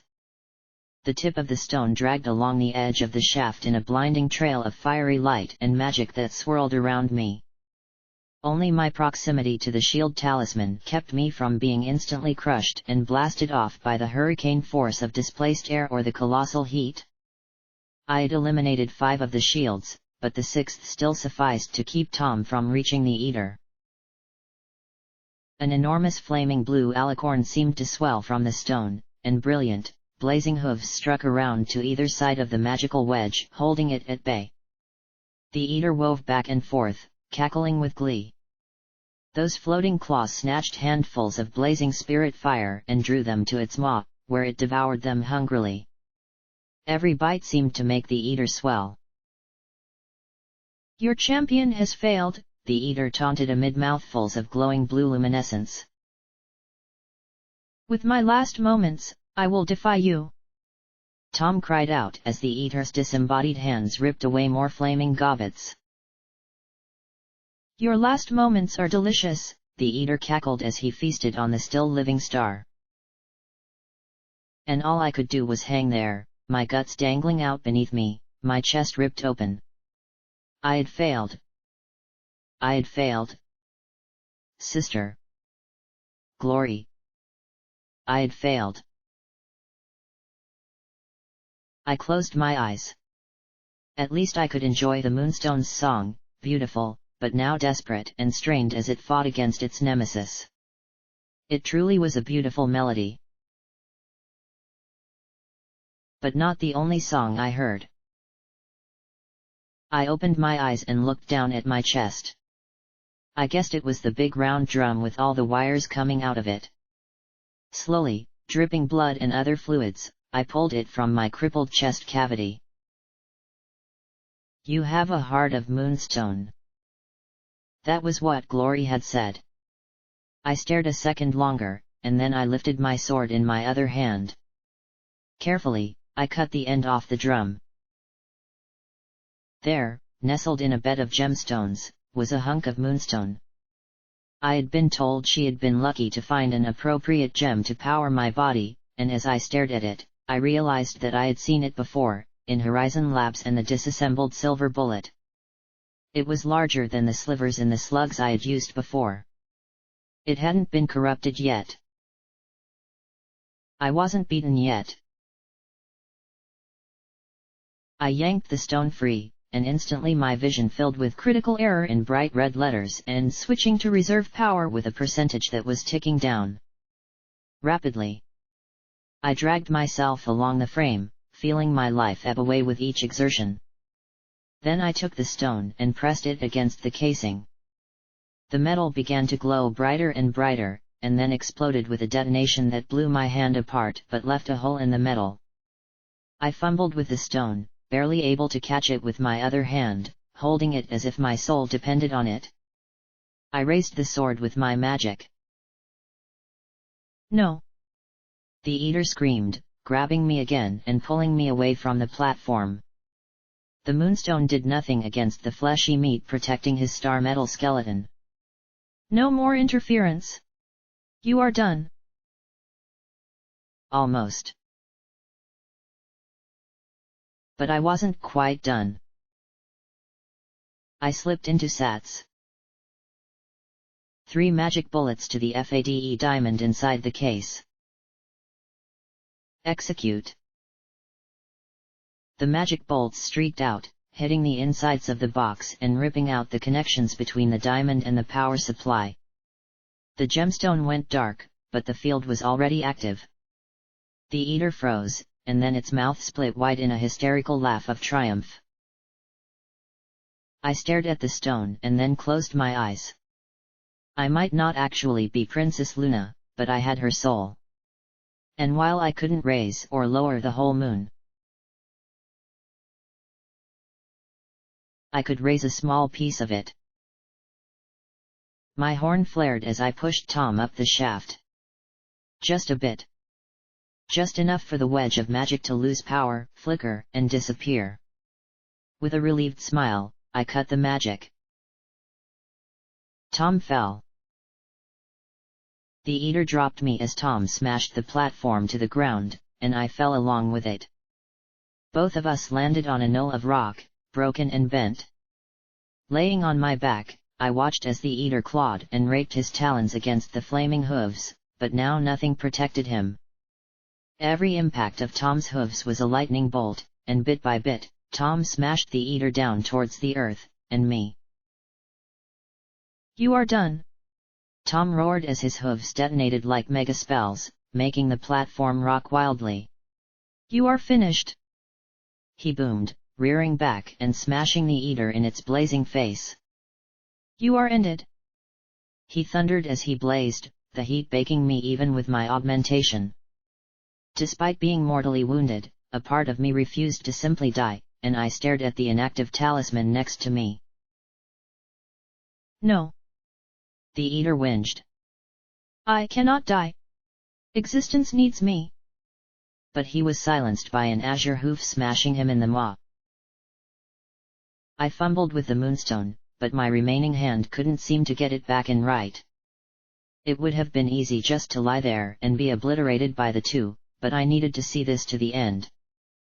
I reached into the generator casing, pulled out the darkened diamond, and reconnected the wires to the talisman. A flickering sphere appeared around the platform. As my systems rapidly drained, I desperately devoured the gems I had taken from the locker, but they only barely stemmed the rate I was hemorrhaging power. A second later, the eater hit. The serpent was beaten back as the blazing alicorn slid inexorably down the feeding funnel that was now the eater's execution cell. The eater, now trapped within its own pit, thrashed wildly, slamming against the shield and the walls. The floor of the basin gave way, and both Tom and I followed as the eater struggled to get away from its radiant enemy. No. I am brightest. I am greatest. The eater howled. Tom pinned one of those claws, his furious aura burning away the flesh. The star metal beneath flashed a brilliant white and exploded. The eater screamed as the second claw, pressed against Tom's chest, soon followed. No. I don't want to die. Please. All things die, Tom answered. Hush now. It's time to go to bed. The immolated flesh finally gave way, and the star metal skeleton was now utterly exposed to the stone. Glowing. Shimmering. Shining. Swelling. Glaring. If I hadn't had my augmented eyes and been protected by the shield, I would have been blinded, then consumed by the sheer brilliance. The walls of the shaft liquefied. Vaporized. And I was left in my tiny bubble of protection as the numbers in my vision counted down to 0. Then horizons went off. Maybe it was one final gasp of perceptitron weirdness, but all at once I could see not just from the shaft but from all over the wasteland. From Charity in the door of the chapel to Grace in the hospital at the collegiate, to Whisper staring from a rooftop. The blue-white glow was everywhere.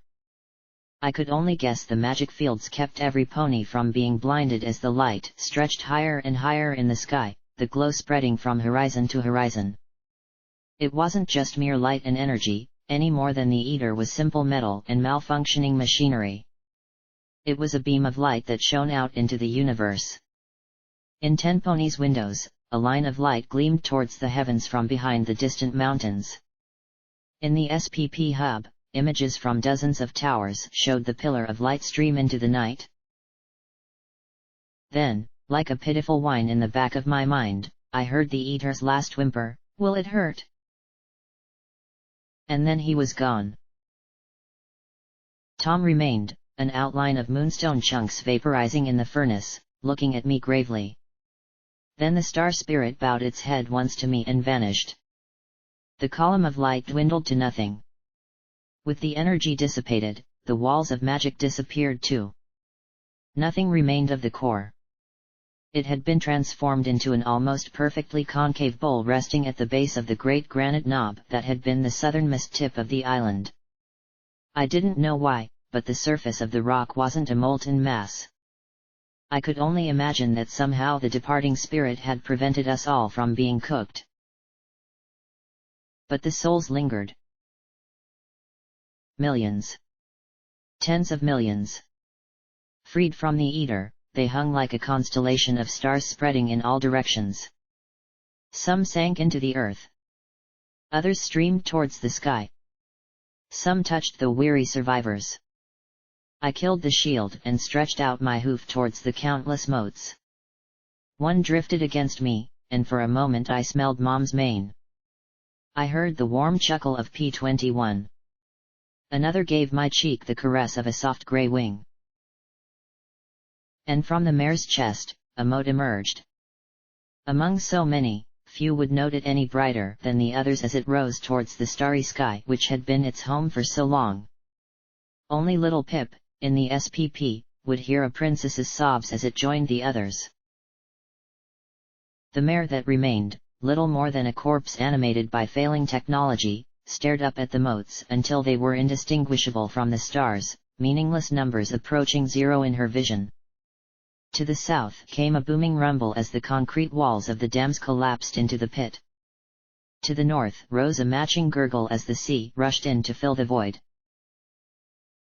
And there, on the wreckage of the platform, the mare stared at the stars as the number reached zero.